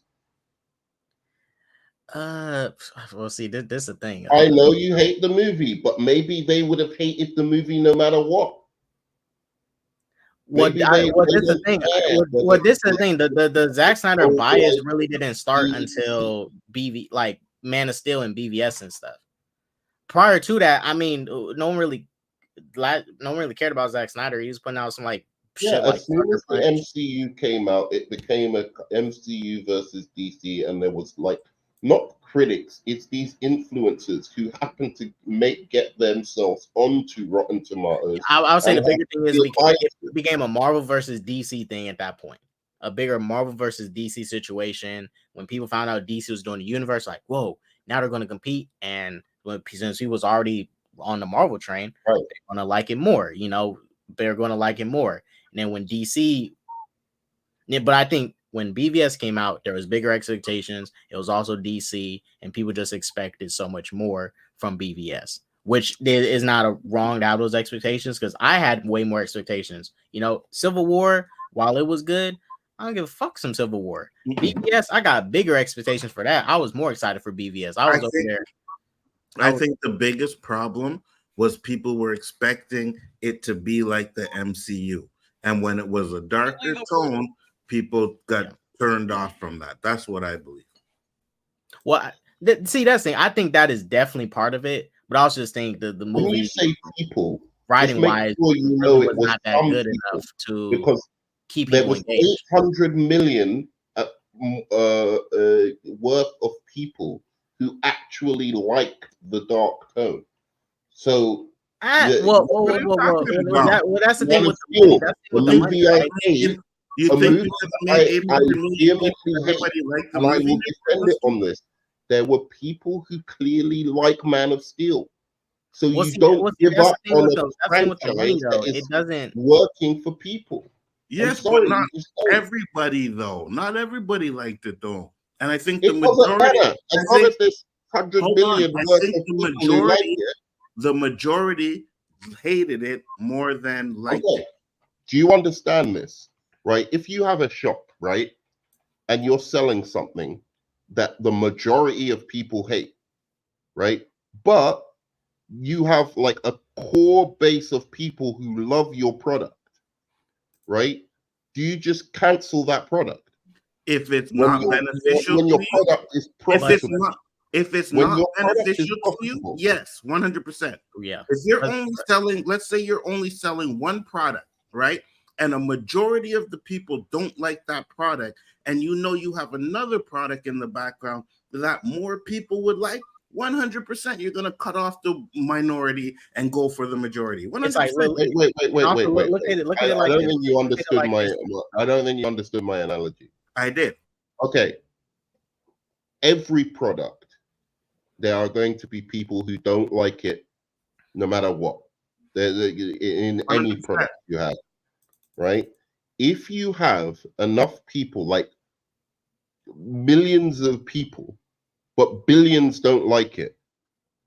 I'm not talking about like, oh, you've got like Right. you're making a small profit. I'm talking No. about you're making a massive Right. profit. But anytime you can make So more why money, you think anytime because you can make more money by tweaking it, you will do have they that. made more money? What? Have they made more money by tweaking No, it? but who's to say they wouldn't have made the same amount if they didn't do anything, though? Mm-hmm. I don't think they would have been doing it like this. Like that's you don't Look think. at it. Look at it. Look at it like this. Look at it like this. Think, but you don't know. You got to understand, these movie companies have guys that are running around doing research on the way people are thinking, what movies they're going to see, what they're going to like, and all this stuff. And it may not always be accurate, but if they come up with a conclusion that these DC movies from Zack Snyder, and money is going to be less and less and less, and we're going to be paying out more money. I didn't say they should more money. Did I say they should more money to create them, more money for this? I didn't say they should stick as much with money. Zack Snyder. I said they should stick with their unique selling point, right, of having a darker, more mature universe. That's I agree what with you. about. I'm not arguing with you on that. I'm not arguing with on 100%. They should have stuck with what they were doing instead of trying to copy what the MCU was doing. 100%. But my point because is, they lost their unique selling point. But hold on. Because hold on, nerd man. Suicide Squad made money as well. As a business standpoint, if you realize that it's not working and the people are, you can either keep going what you're doing and lose money, or you can tweak it to try to get more people involved. You're going to tweak it to get more people involved. Yeah, because but they didn't tweak it. They didn't tweak it, bro. They completely changed it. Right. That's what I mean. They changed it, whatever. They changed it. Now, let's say Superman Legacy comes out and it blows it out the fucking water, right? Makes $1 billion. Let's say it comes even close to $1 billion. It won't undo the damage. Okay, I'm just saying. Let's just say it does. It won't undo the damage of the last how many movies? But if it does, in their eyes, in the business, it would have to make they made the right choice. It would have to make 6 or 7 billion for them to recover the money they've lost. It is literally, they are fucked in terms of their superhero movies. They're luckier. They're lucky they have. I mean, Barbie made $1 billion. They're not expecting this one movie to make fucking $1 billion. To put them out of the blue, right? To take them out of whatever financial. They're not expecting that. Barbie just literally did $1 billion for them. Exactly. Yeah, I'm saying they're lucky they have Barbie because their superhero shit ain't kicking off. Nobody's watching. But that's why they got to do something new. It's too many. Now they have to. Yeah, but they made a mistake. I'm saying now they have to. Of course, there's no. You can't go back now. Right. It's been too long to even do that plan. It's trying to. They needed to execute what they were doing then, but do it better.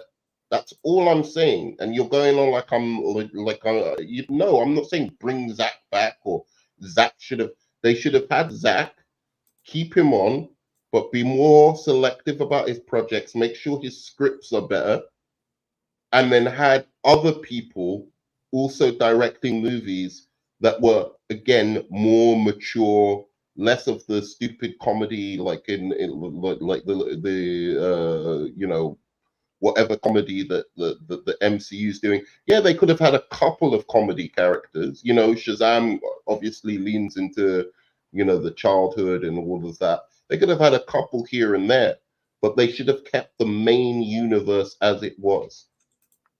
Nobody is arguing that, Nerdman. You are 100%. I said that all the time. But what we're trying to explain to you, what Mika is trying to explain to you, as a business standpoint, if you can do something better, because if you can see the writing on the wall where people aren't really invested in this universe, right? They're not invested in the universe. Well, we got to switch up the universe and try to make it better. Now, I would have went the tweaking it part, but what they decided to do is the reboot part, right? Overall, which they shouldn't have. I even said back in 2017 a long time ago, bro. It's not. Don't think that the reboot is this DCU. The reboot was with no. The reboot started with them changing the Justice League and even Suicide Squad. But that wasn't the reboot. That was the tweak. No, those that was a soft reboot. That was a soft reboot. That was a fucking reboot, bro. They canceled the story. They canceled the fucking main story. That was the main story was supposed to be Darkseid is coming and he's gonna, you know, and the Justice League are gonna have to fight. No, we don't know if that was. As soon as you cancel that story, that's it. But they didn't cancel the story. What are you talking about? They just changed some things around. That was the story because Stephen was still doing what he was doing for Darkseid. All the boxes. No, you only know that because of Zack Snyder's Justice. No, we know that because he says it. He says for Darkseid in the movie. He did. In which one? In which version? In Justice League. 2017. Yes, in Justice League. There's at one point where he gets the box. There's one point where he gets the box or something like that, and he says for Darkseid. They didn't take that. Sure, but that they were never planning to then continue on that Darkseid storyline. How do you know that? Because they were going to do Crisis on Infinite Earths instead. No, that was when Walter Hamada. That is when Walter Hamada came on, and that is and they were going to do that. But that doesn't mean it wasn't going to do Darkseid. That was like down the line. But no, after the Flash reboot, they wanted to do that. Right. I can't even bother to argue. They changed the story of the DCU. No, they didn't. The story of the DCU was going in one direction with a kind of tone, right? That was a little bit more serious, and they flipped up the directions because of one fucking movie. The only thing they changed was the tone. That was it. They still kept the same fucking plan, right? They were still doing it for Darkseid. That's what it is. He was gathering the mother box. When did Darkseid get mentioned in any movie after a Batman v Superman? When does Thanos get mentioned anytime after his movie? They mentioned Thanos a lot. He was mentioned in Guardians of the Galaxy. He was mentioned in the first Avengers. He was mentioned in what else was he? There's a couple of movies. He was mentioned in a few movies. They may have had movies where it was referenced, bro. No, in Iron Man 3, they never mentioned him. I'm trying to think of what Phase 2 movies came out. They didn't ever mention him. The only time we really got to mention him was like in the end credit scene. At least they had him in Guardians. That's true. The only time he was in like the narrative of the movie was Guardians. So did they not have the building up Mind Stone? Did they not have the Mind Stone Age of Ultron? Yeah. Mm-hmm.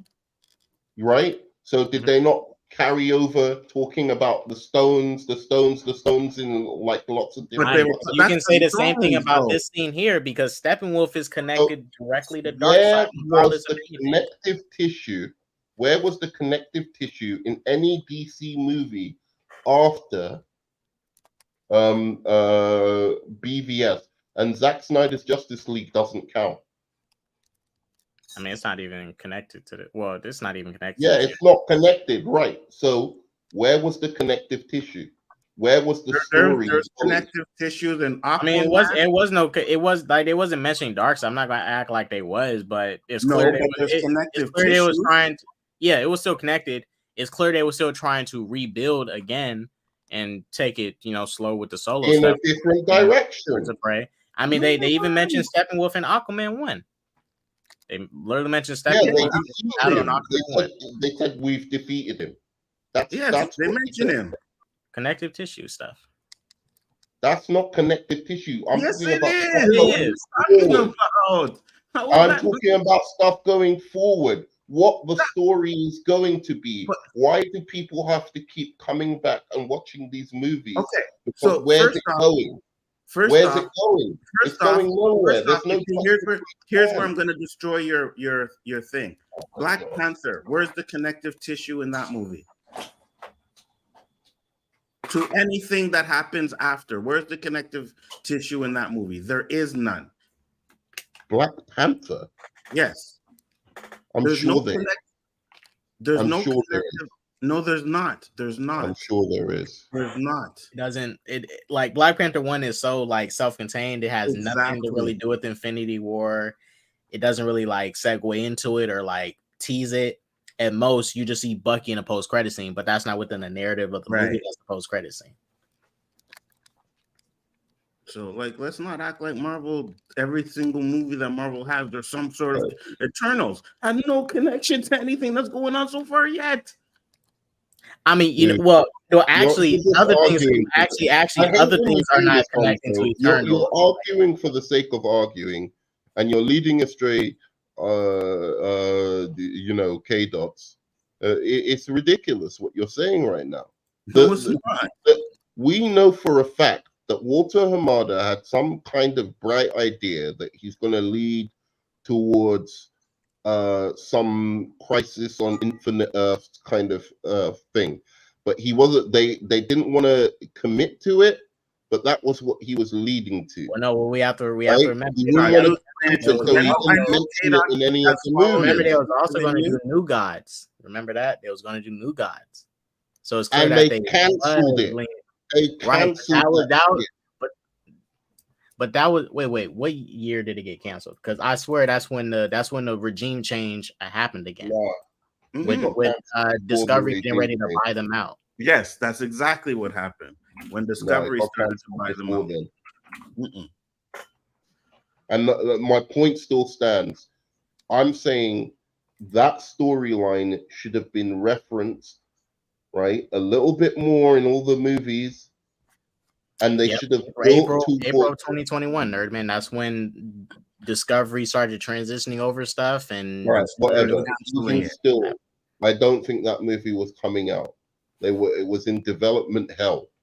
Okay, but you don't think you don't know that, right? You can say you don't think, but you don't know that. That's your opinion. To be honest, I wouldn't just say that way. Self-contained superhero trilogies and franchises like the Dark Knight trilogy era. Their shared universe experiment didn't hit. Leave that stuff to Marvel. I don't believe that at all. I think DC can do it, but I would have been totally fine with a Hal Jordan trilogy, a Blue Beetle getting a trilogy, Wonder Woman getting a trilogy. Like I'd rather have 3 dope ass fucking movies that last for years to come that really means something than a big connected universe. Not saying the MCU. I absolutely agree. I can go both ways with it, but I'd rather have just dope ass fucking trilogies or good one-off movies. I can still go back and rewatch that stuff. Here's the problem: they won't let you live like these fan base. They won't let you live doing that shit. Like I want that. I prefer that. I prefer movies like the Batman. Blue Beetle's first time in a live action series is. Go ahead, Nerdman. Sorry. No, I prefer films like the Batman. I prefer films like Superman 1 and the Batman Returns or Watchmen and all of those movies I prefer. But I don't think they're gonna hit as big or shared universe. It's just the Well, way let me add. changed the way people watch superhero movies. I hate it. I despise it with all my. I don't think the MC. I think the MCU suffered because of it. I don't think the quality of the MCU has been as good as it could be because it's stuck having to have this whole big connected thing.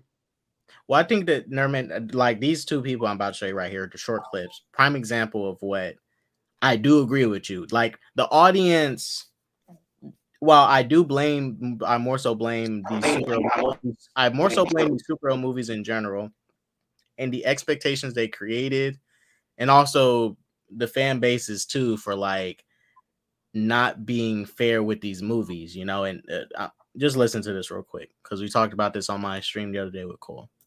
What in the hell was that? What was the point of a Blue Beetle movie if we were just going to get the same shit we've been seeing for the past 10 years? All right, y'all. So I just got back from watching Shazam 2. Or sorry, I meant Blue Beetle. They're the same movie. But anyways, Blue Beetle is absolutely mid. This film on a storytelling level and writing level is the most cliche, generic garbage that I have seen in the superhero genre. The story and the purpose, speaking of purpose, the story of this movie is for Jaime to learn his purpose to be a hero. The same thing that every other superhero movie in existence has taught us. That's the shit I'm talking about. Now they're criticizing these movies for being what they're trying to be, a comic movie, or like that's what I'm talking about. Never mind, my audio. Sorry. Shit. But my point is, he just literally criticized a superhero movie with a superhero trying to find his purpose of why he wants to be a superhero, which every superhero goes through. Like that's superhero 101. We want to see their purpose of why they want to be a superhero. Like what the fuck? And you know, like I said, if people don't like the movie, that's fine. But the criticisms of some of these movies and stuff, the way people criticize in movies and these superhero movies and stuff, it's no. I agree with you completely on what you were saying. Sorry, I got cut off there, but here's the thing. But you see my point.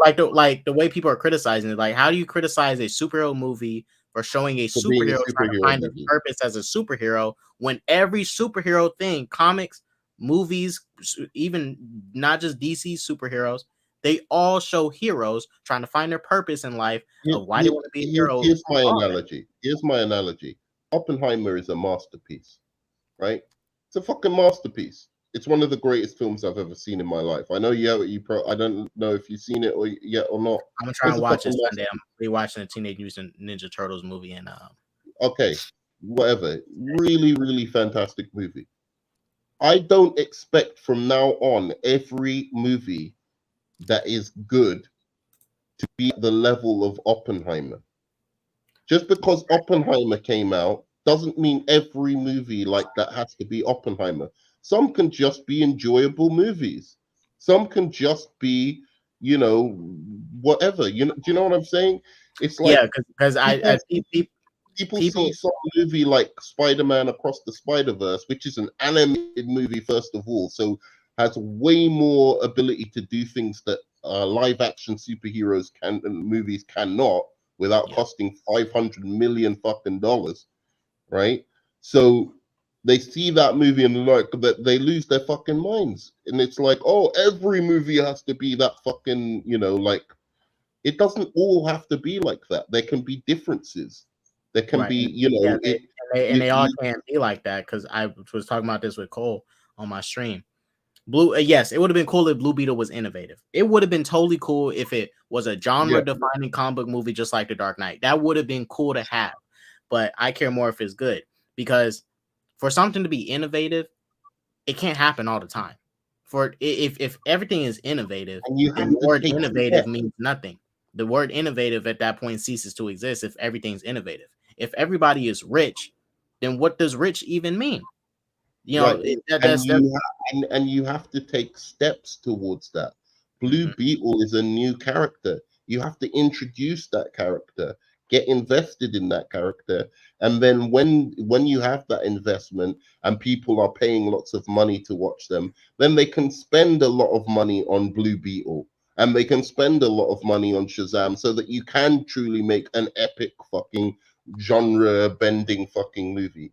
You have to give these characters time. That's exactly what we did with the MCU, dude. It's like you give them time. But critics have poisoned superhero comic book fans' minds so that they've become ashamed of being comic book movie fans.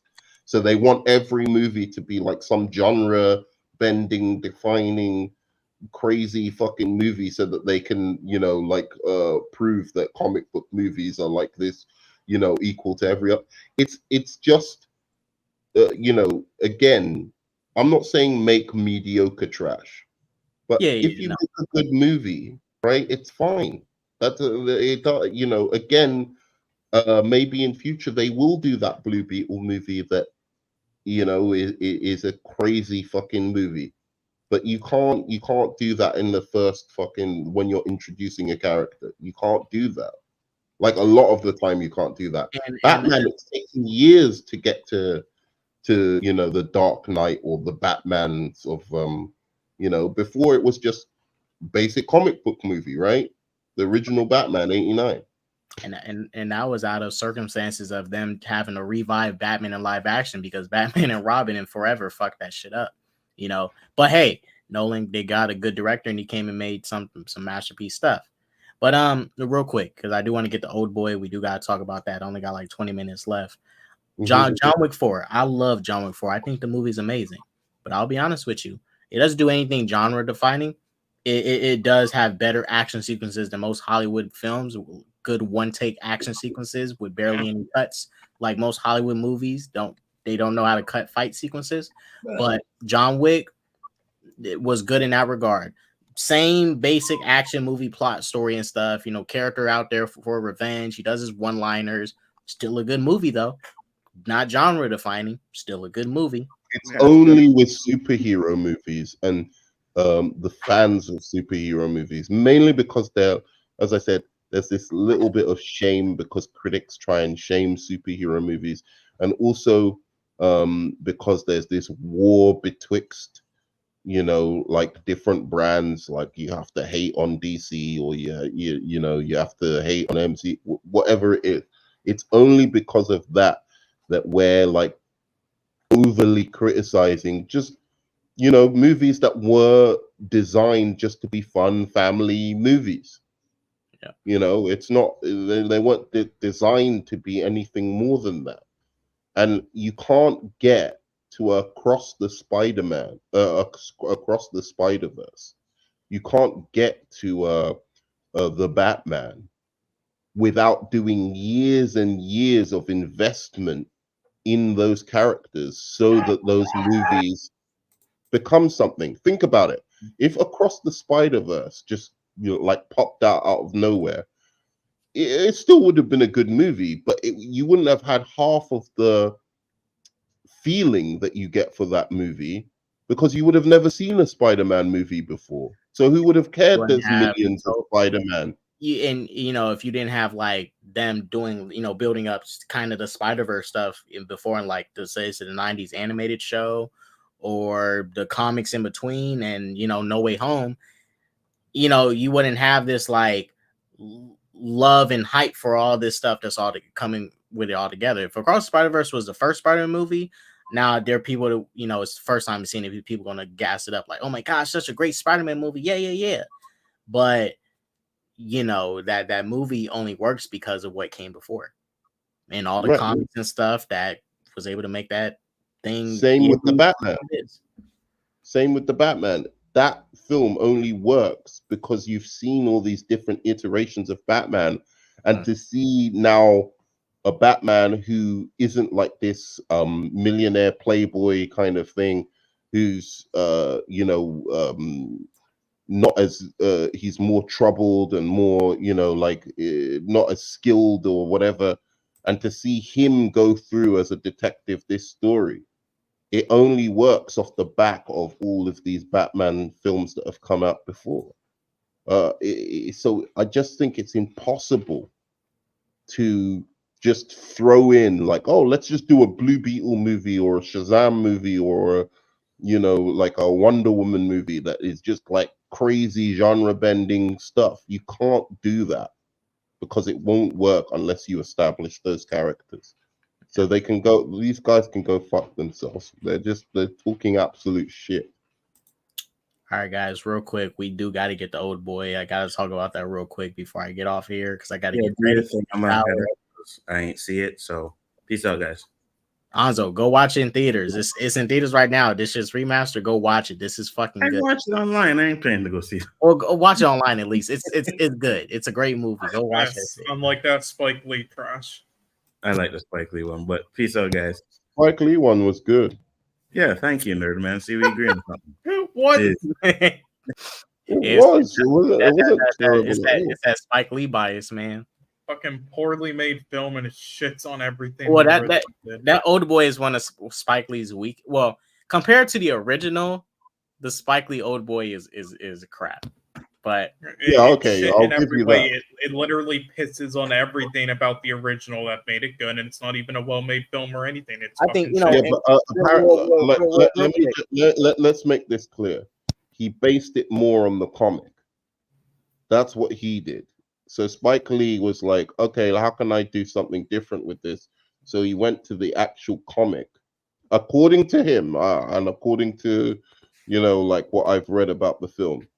And now I need to read the comic because I suspect the comic's way better than the Spike Lee film.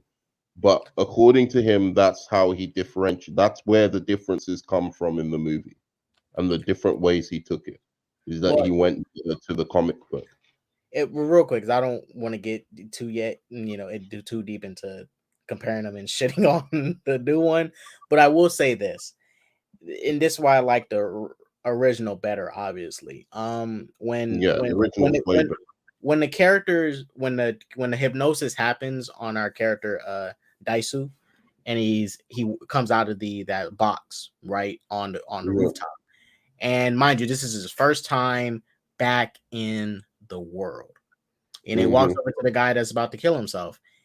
Even though it's a little bit more exaggerated the way they're acting and stuff, but him like filling his face and stuff, and like, is this a real person? Am I really like back into the world?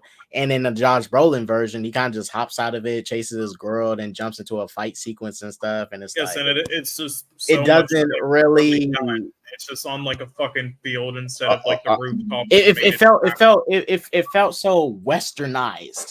It felt like dude. All right, let me put it this way. I always like to think of those kind of films as if, what if I had never seen Oldboy, the original version, and I just watched the Spike Lee version? I think I would have liked that. I think I would have thought it was a fun film. It's only in relation to what is an absolute masterpiece. I'm sorry, that South Korean movie is it's a masterclass in everything: acting, directing, score, cinematography, like the gore of it. Everything is just original and unique. So in comparison to that, you were always gonna suffer. I don't, but I think Spike Lee did a pretty good job of retelling the story. I don't think so at all. Like, I think it's a poorly made film, but even putting that aside, I'm sorry, he offered nothing new. It literally just made a worse version in every single aspect possible of the original. I have to take that into account. Like, what's the purpose of his film? It's a pointless retelling. There's a part of me that agrees with it, but I just watched it. Not just watched it, but I'm just saying when I watched it, I didn't, and I even watched the beginning just before this stream because I was just like, when K-Dot said it was shit, and I was like, I don't remember it being that bad. And I watched the beginning, and it's fun. There's a lot of, it carries the premise quite well. It's just that everything is done so well in that South Korea. Like, Josh Brolin is shit in comparison to that fucking South Korean guy, bro. No, it's just they made everything cliche, and they missed the point of everything. This is why I say it's ultimately shit, right? Because at the end of both movies, they still have the same reveal. He fucked his daughter. Yes, but it was done horribly in the new one. Yeah, that's my point. That's my point. And they also did the ending horribly as well. and that's the thing, just the execution, that ending where Daisu finds out he was literally tricked into having sex with his daughter because this guy was so mad that he saw him getting fresh with his sister. He's like, "Oh, you talking too much. Oh, I'm about to ruin your life." And he's over there trying to kiss this guy's foot. He's acting like a dog. He cuts off his tongue. He So that you won't breaks. He breaks down, and then the Josh Brolin one, he kind of falls to the ground like, "Oh." The movie's it was trash. That's the worst part is the ending of his version. That's the whole film, though. The whole film, every scene is executed like that. Everything. The daughter is better. The villain, that villain is fucking sick in the South Korean version. He is trash in the old Spike Lee's version. As bad as I think that, because I don't think Josh Brolin is that bad in it. I think he's actually doing quite well, given that he has not like half the charisma that the South Korean guy has. But the villain, man, that's where I really think he fucked up. He chose a wrong dude to play that villain, or the wrong vibe for this guy. This guy was so sinister. That smile, that little smirk he had, he sold it. I really thought at one point, if that guy can speak like relatively good English, he could do the Joker. He could be the first Chinese guy to play the Joker. I think he can. Oh, sorry, South Korean guy. Fucking racist. I think No, he no. does speak English, so I think he does. Because I've seen No, him. Look at that he smile. does too. He doesn't even need the fucking, you just stick the makeup on him. You don't even need to do anything to his mouth. Look at his smile. This guy is perfect, man. He's such a fucking dude. But another thing I liked about this final scene here was when he walked away and he told Daisu, me and my sister knew what we was doing and I can live with it. You can't live with what you did. And then when he's going down the elevator, because it's not the drill. Remember he said he had that drill, he had that device in his body that if you click it, it's going to turn off his heart and shit. He shot himself because ultimately he couldn't come to grips with what he did. So he couldn't live with the fact that his sister died because of the rumors and stuff, but he still couldn't live with it at the end of the day because his sister was still gone. And that's the thing. As a revenge story, both these people are out for revenge. And at the end of it all, our villain's revenge still meant nothing because it's not going to bring back his sister. He wasn't happy, shot himself in the head immediately. It's such a good revenge story. This revenge story. I mean, to me, it's up there with Fight Club in this, neo-noir kind of like, it's a very special movie. What do you think is the meaning, Cole, there? Like, what do you think it was getting at? Because it has a lot of kind of references to.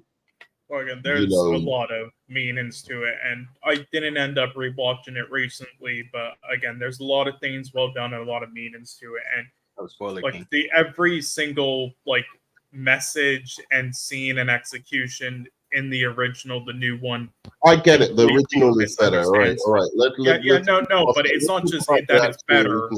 No, it's not that it's just better though, Nerdman. It's just the new one literally misunderstands the entire point of why the original made every single scene. That's what I'm trying to get at, because I've watched the movie and I'm like, I know there is like some kind of message to it, because when he's watching the TV inside, he's watching the TV inside of the room, right? Like he's trapped in the room. Like for example, that one, like in the original, I think for the most part, it's the purpose of like what people think they get out of revenge, because the whole movie was dependent on it's a revenge story, and both the people, Daisu and the villain was out for revenge, and both of them, while getting their revenge, right? Daisu couldn't come to accept what he did. He wanted to be hypnotized again, so he doesn't have to remember the fact that he did all this, he fucked his daughter, and all yeah, that. and that's the he thing that's like with makes it. the ending so impactful as well. Like That neither of he them couldn't live fully with accepted What it. you just said is really interesting. Do you think that's why both filmmakers were comparing it to 9/11? Right, like because I think in the original it has 9/11 like a bit an image of what happens in 9/11, and it's they do like have a scene where they talk about world event like Princess Diana dying, other stuff. I don't remember seeing 9/11. I know what scene you're talking about. I don't remember seeing 9/11 be referenced in the original. I thought it was in there because I was thinking maybe that's what Spike Lee's getting at, because America went on this big revenge kind of mission after, right? And these two characters are kind of maybe I'm looking into it too deeply, but the two characters are representative of what happens when your life gets consumed with revenge. Right, and ultimately it's just it's going to be self-destructive to both sides. But maybe I'm looking too deep into it, but I've always thought that it has something that I'm missing there, because I really love the movie, but I never really get. I don't know. I've seen all the interviews Spike Lee has done and everything, though, nerd man. It's just maybe I watched the wrong ones, but it genuinely just felt like he didn't even care what he was like making for this one. It's like he just thought of it as like a paycheck. I thought it was a passion project of his. The other was like Black Klansman, definitely passion. I heard he really loved. Like he cared.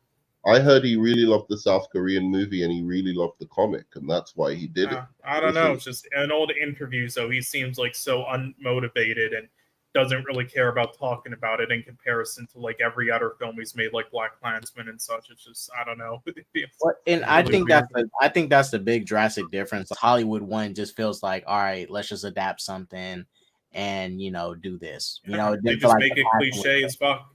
Yeah, like scenes like this here. Like who would have thought to film something like this? Like just this here. Right before she died. We can take a photo. Yeah, it's brilliant. Like that's just some interesting shit to go for. Like I would have never thought if I was director to film something like that. A girl's about to kill herself. This guy has a camera on his neck, and it's like, oh, just to remember, I'm gonna take a picture. Yeah, I mean, all of this stuff. To be honest, I love the end of Oldboy when he's begging him to,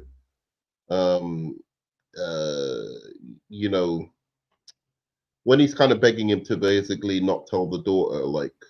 Oh yeah, yeah. I really love that, but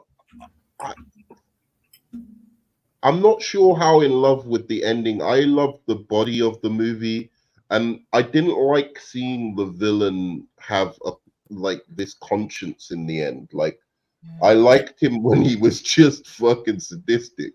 He was so cool. Oh yeah, just like throughout that whole thing, it was like so insane. And then in the new one, it's just like he's just regular, just like, yep, very good. Now you understand. Now I'm gonna kill myself. It's like fucking hell. Yeah. And the part where the exact breakdown happened. Yeah, just so weird. But again, like, I'm about to watch it again because I wanted to watch the American version and then the original. Again, I'm just gonna say one example though, like what I kind of mean about this whole thing. For example, when he was in the hotel area and he was like looking at the, in the original, looking at the girls on the TV and then masturbating to it. It's like there was nothing like sexual at all, like really going on there. It's just he was that deprived that he went to that extent. In the new one, they misunderstood the point of that. So Josh Brolin was just like literally just like watching porn. It's like they misunderstood the point that he was so deprived in the original. He wasn't watching porn. Oh, it was pretty much like that. It was like fucking. It was pretty sexualized and everything. But I think the Korean guy did it way better because he had this wacky mania about him, didn't he? There was this mania about him. I think it was like a sexualized kind of exercise thing that's with an attractive woman in comparison to the original where it really wasn't like that at all. So yeah, it's like they missed the point of that. what Spike Lee did was he went to the comic and found out that there was more of a backstory to the main character, and he tried to add more of that backstory. But I think that what the Korean director did was he focused more on what was important, right?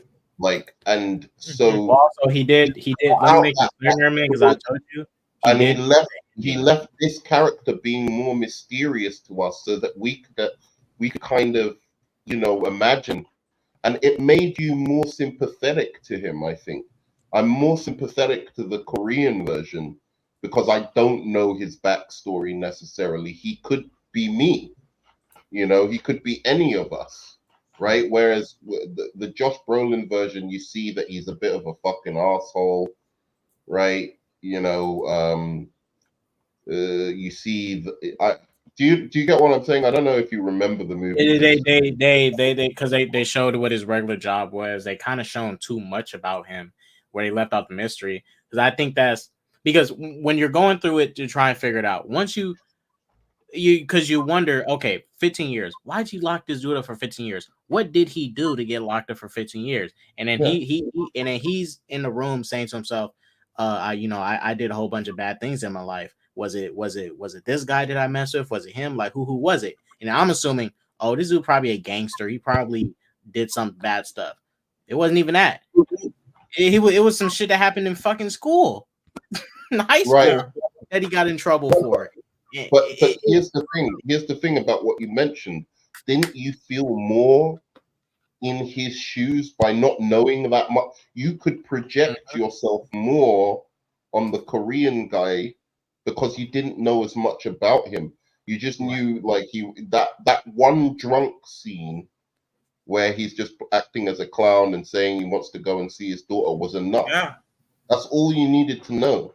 Yeah, and they told more in less time. In the other one, they just get to a cliche intro instead of doing all that, and it's just cliche drunk scenes and everything with him drinking. And it's just so fucking stupid. I hate it.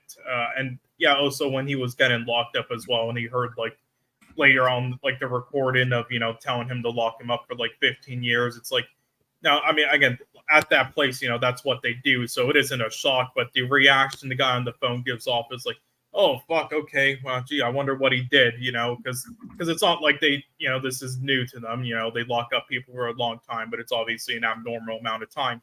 In the new one, it's like they missed that point. They just have like Samuel L. Jackson going, excuse me, as if he doesn't know. I like Samuel L. Jackson in the movie.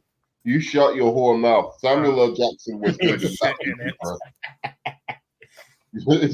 You can't tell me Samuel L. Jackson was bad in that movie, dude. Samuel L. Jackson was funny as shit. Well, I mean, he had nothing really to work with, though. But anyway, he was kind of shit. Come on, bro. He was good. I know. So, God, that. Do you think Samuel L. Jackson was bad in the movie? He wasn't bad. I mean, he was actually one of the few shining lights in the movie. Well, is anything Sam Jackson? Well, aside from him being in Captain Marvel, he's entertaining to watch. He was not that good in it, and that torture scene was also shit. It's like, oh yeah, his torture scene compared to the torture scene in it was so fucking hilariously done. As done. The character goes and the actor, well, as far as an actor goes, to keep him invested, he did that. God, and also, like you need to just was better in the Korean version, but there were some parts of the Oldboy in Spike Lee, nothing that was better, but some parts that were good. Samuel L. Jackson, and the torture scene of Samuel L. Jackson was actually funny. I thought it was like when he's pouring salt into his wound. It was ridiculous. It was stupid, and it's like nobody can feel the pain of that. You know how like it feels, when you have a painful tube, so you understand the pain. I ain't gonna lie, I had to close my mouth when that happened. Yeah. I was like, fuck. Yeah, with the shit with the neck, it was just stupid. And it was like you need to watch that whole scene in the new one because it was just there's so many different parts of it with Samuel L. Jackson that's just so ridiculous. Like there's this one moment where it's like he just puts like a towel or something in his mouth, and it's not even like strapped onto him, so he doesn't talk like in the original. he just like puts it in his mouth for like one fucking moment when he's cutting a piece of his neck, and it's he just chooses the bite on. He could spit it out. It's like it wasn't taped onto him. It's just so fucking stupid. And another thing I do like about the movie, and we do got it ready to close it up in a bit. Yeah. I want to go as well. But just looking at the posters of the movie in general, it would make someone think it's an action movie, right? There's good action in this movie, but I kind of like the fact that this movie still focuses on mainly being a mystery, right? Yeah. The action is good up in here. Like this hallway sequence is this hallway sequence was what influenced Daredevil. Yep. I mean, it influenced many things. They've copied that hallway scene in many things. They've copied Guardians 3 hallway scene. This was direct inspiration for that. Yeah, they did it for many things. Like I know A Way Out did it too. But I like that the film was a complete action. Was the one that kind of made it popular in West, like as a Western kind of action. In the Netflix show. Thing. And the guy who did Daredevil said he got it from Oldboy. And I mean, it's clear. I mean, I would have known that anyway. But like, it was just a fantastic action scene. One of the best action scenes I'd ever seen. The first time I watched that action scene, I was like, how long is this good shit gonna go on for, bro? Yeah, I kind of wish it went on longer. That shit was sick, bro. Like right here at the start, all those who are blood type AB, raise your hand. And he's like, here, get rid of him first so we can get to this fight. I think even this scene here, I probably did, but kind of probably inspired the way the John Wick fights happen. Because when you see John Wick fight in the movie, he gets more tired and stuff. You see that he's getting tired. In most action movies, they show him fight, and it seems as if they have infinite stamina and endurance and stuff. This thing right here, while he does ultimately win, you see him really struggling for the most part. He's not a invincible action hero here. Yeah. I love when he hammers their feet as well. Banging their feet. Yeah, and there's many that try to copy stuff that like John Wick and this does, but they do it so poorly. It's just like on the surface when you're not paying too much attention, it looks fine, but then you look closely at it and it's just so random, and it's just the enemies doing nothing, just sitting there. I think the only reason was I've seen that was John Wick.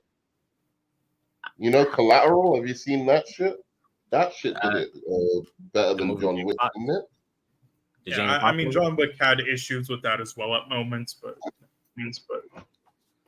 I think the only reason, stuff I seen that really was just stand out was the Guardians 3 hallway scene and the Netflix Daredevil hallway stuff. Like those are the only things that was of recent I can remember that really stood out for like taking direct inspiration from this and being something that looks badass and all that. This is still to go. This is still to go regardless. Because even before I seen this movie, I always used to watch this fight scene. And I'd never seen this movie up until this point. But now that I got to watch it, I'm glad I seen it in theaters first. I didn't watch. Did you watch it? Because did I suggest it? No, well, it's because when they promoted it like last week, that it was coming back to theaters, and I always did want to watch this movie, and it's kind of hard to get on streaming. And when they release it in theaters, I was like, I'm just go watch it in theaters. It was remastered. And why are they releasing it in theaters? I don't understand. What's happening? They have anniversary things for films. Yes, anniversary. And they also had a interview with the director again. He came back to do an interview at the end of the movie. It was an interview that we all watched. Oh yeah. What is he? I've seen a couple of his movies since. I liked his American movie even, but have you seen his recent one? All right. What's his recent one? All right, guys. In about 2 to 3 minutes, let's get ready to Leave, I believe. Have you seen that? Which one? A Decision to Leave. No, I haven't seen that. I want to see that. I and then saw also, the The other one. Handmaiden was also a masterpiece as well. That came out in 2016 from him.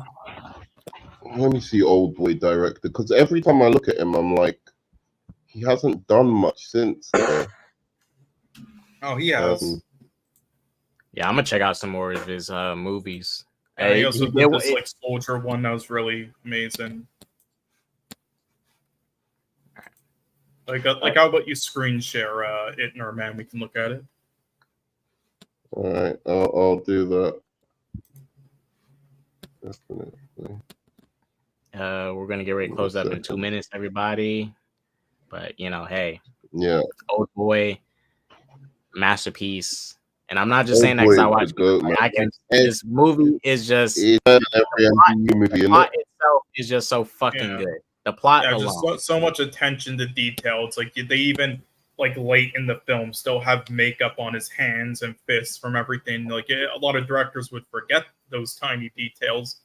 And I also like how, in the beginning of the film, he was fat and his friend was skinny, but then when they met up again years later, he was skinny and his friend was fat. That was a nice touch. Oh, but yeah, dude, you've got to see. That was great. You've got to see his Vengeance trilogy. Yeah, dude, if you like Oldboy, see his Vengeance trilogy, bro. Yeah, for sure. Definitely Lady see that. Vengeance. The Handmaiden is also a masterpiece. Definitely watch that one there. Yeah, that's the movie he talked about in his interview that he did right before this. He said yeah. Sympathy for a Vengeance was kind of like inspiration for the it gave him more motivation to take on Oldboy. Yeah. Also, Joint Security is a really good one as well.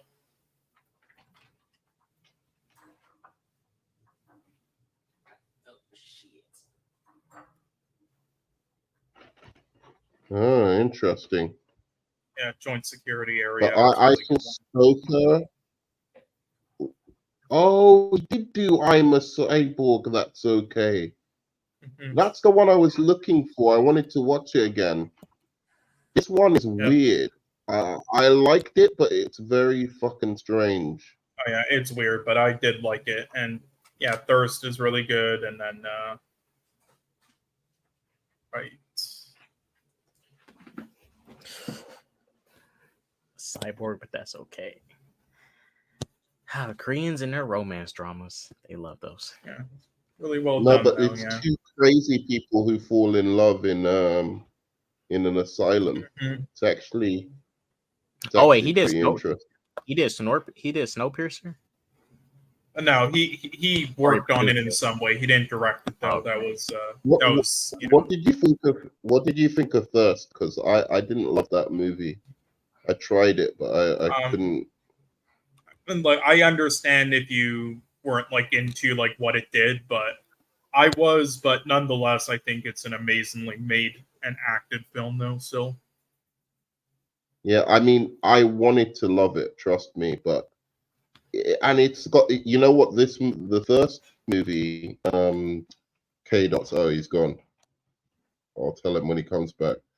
But for anyone watching, the first movie is about a priest who gets bitten by a vampire. No, he doesn't get bitten by a vampire. He gets a vampire disease. Pardon me. But K. The first movie is an interesting one. It's got a really interesting premise, but I don't know if you'll like it because I didn't love it. But I enjoyed it, but I can understand. It's like a priest gets the disease of vampires, basically. Yeah, and so he. I'm gonna check it out because that movie should have been better. That movie it would have been cooler if it would have been cooler if it was like less of a virus and it was actual vampires, like demonic vampires, and the priest had to deal with being consumed by demonic forces or something like that. I think that would have made more sense. It was one of those concepts. When I heard it, I was like, "Why haven't I thought of that?" It's a fucking I love the concept. Yeah. God damn. What was he? Oh yeah, right. That's what I was thinking of. God damn it! I still can't believe that film lost to fucking Dracula Dead and Loving It on Alonzo's tournament. Good lord. But like, look, I understand you're not, if you're not that into Thirst, but goddamn, the filmmaking alone destroys fucking Dracula Dead and Loving It. Like, fuck off. Yeah, of course it does. All right, guys, I gotta get ready to get ready for TMNT. Gotta head over to this theater. Yeah. Cool. Hopefully tomorrow I'll be able to see Oppenheimer. It's no guarantee. If I don't see Oppenheimer Sunday, I will see it next. What time do you think you're gonna review it at? What, the TMNT movie? Well, that, but also mainly Oppenheimer. If you get the chance to see it. If I do see it Sunday morning, hopefully, I might review it. Sunday, like after. Cole, have you seen that shit? Have you seen that shit, bro? Oppenheimer. Wait, Oppenheimer. Yeah, I wasn't that into it, invested into it, but it's a really well made film and has great aspects. It's a fucking masterpiece, dude. I haven't seen a film that good in a long. I think they repeated way too many things. So it's one of the best biographies I've ever seen. Literally one of the best biographies I've ever seen. Yeah. I'm rewatching JFK again though. That's really good as well. Yeah, I mean, yeah. For me, I just thought I thought they played the music way too much. I think if they didn't play the music in a lot of scenes, especially that cheesy, sad music, then it would have improved the scenes. And I think there were way too many scenes that repeated the same info for no reason. And I also thought there were attempts at trying to do something artsy and intriguing that kind of felt flat at moments, but I did think it was a great film overall, though. I don't agree with anything. I mean, fair enough, but yeah, I mean, Kados, you ever get the chance to see? You should definitely see, all his other films, but definitely watch that one. I would say next if you get the chance to, The Handmaiden. I'm definitely going to get to him. Don't worry on that. I will get to him. WZ? You guys, shouts out Nerdman, shouts out Anzo, Perp, and Cole for all coming onto the stream. Hopefully we'll do this again at some point. Blue Beetle, peak cinema, better than any MCU film. Oldboy, better than every MCU film, better than every DC film. Well, it's on par with The Dark Knight. It's up there. It's up there with greatness. The Dark Knight is also greatness, but it's a masterpiece. No, it's better than Dark Knight. I'm sorry to say this. I mean, I'm not. I wouldn't disagree with you, because I think Let's real quick. Last thing I'm gonna say. It's way better than every MCU movie. Last thing I will say, both The Dark Knight and Oldboy are so good that they have very little flaws in them as movies. Hey, listen, putting Oldboy on the same level as The Dark Knight is insulting. It fucking gaps it in every area. Look, we're just gonna leave it on that note. Yeah, that means it completely laps every MCU movie, laps it twice. Mm-hmm. True. Oldboy's peak cinema. Okay, you guys go check it out. Don't watch the Josh Brolin remake. It's gonna hurt you. Deuces.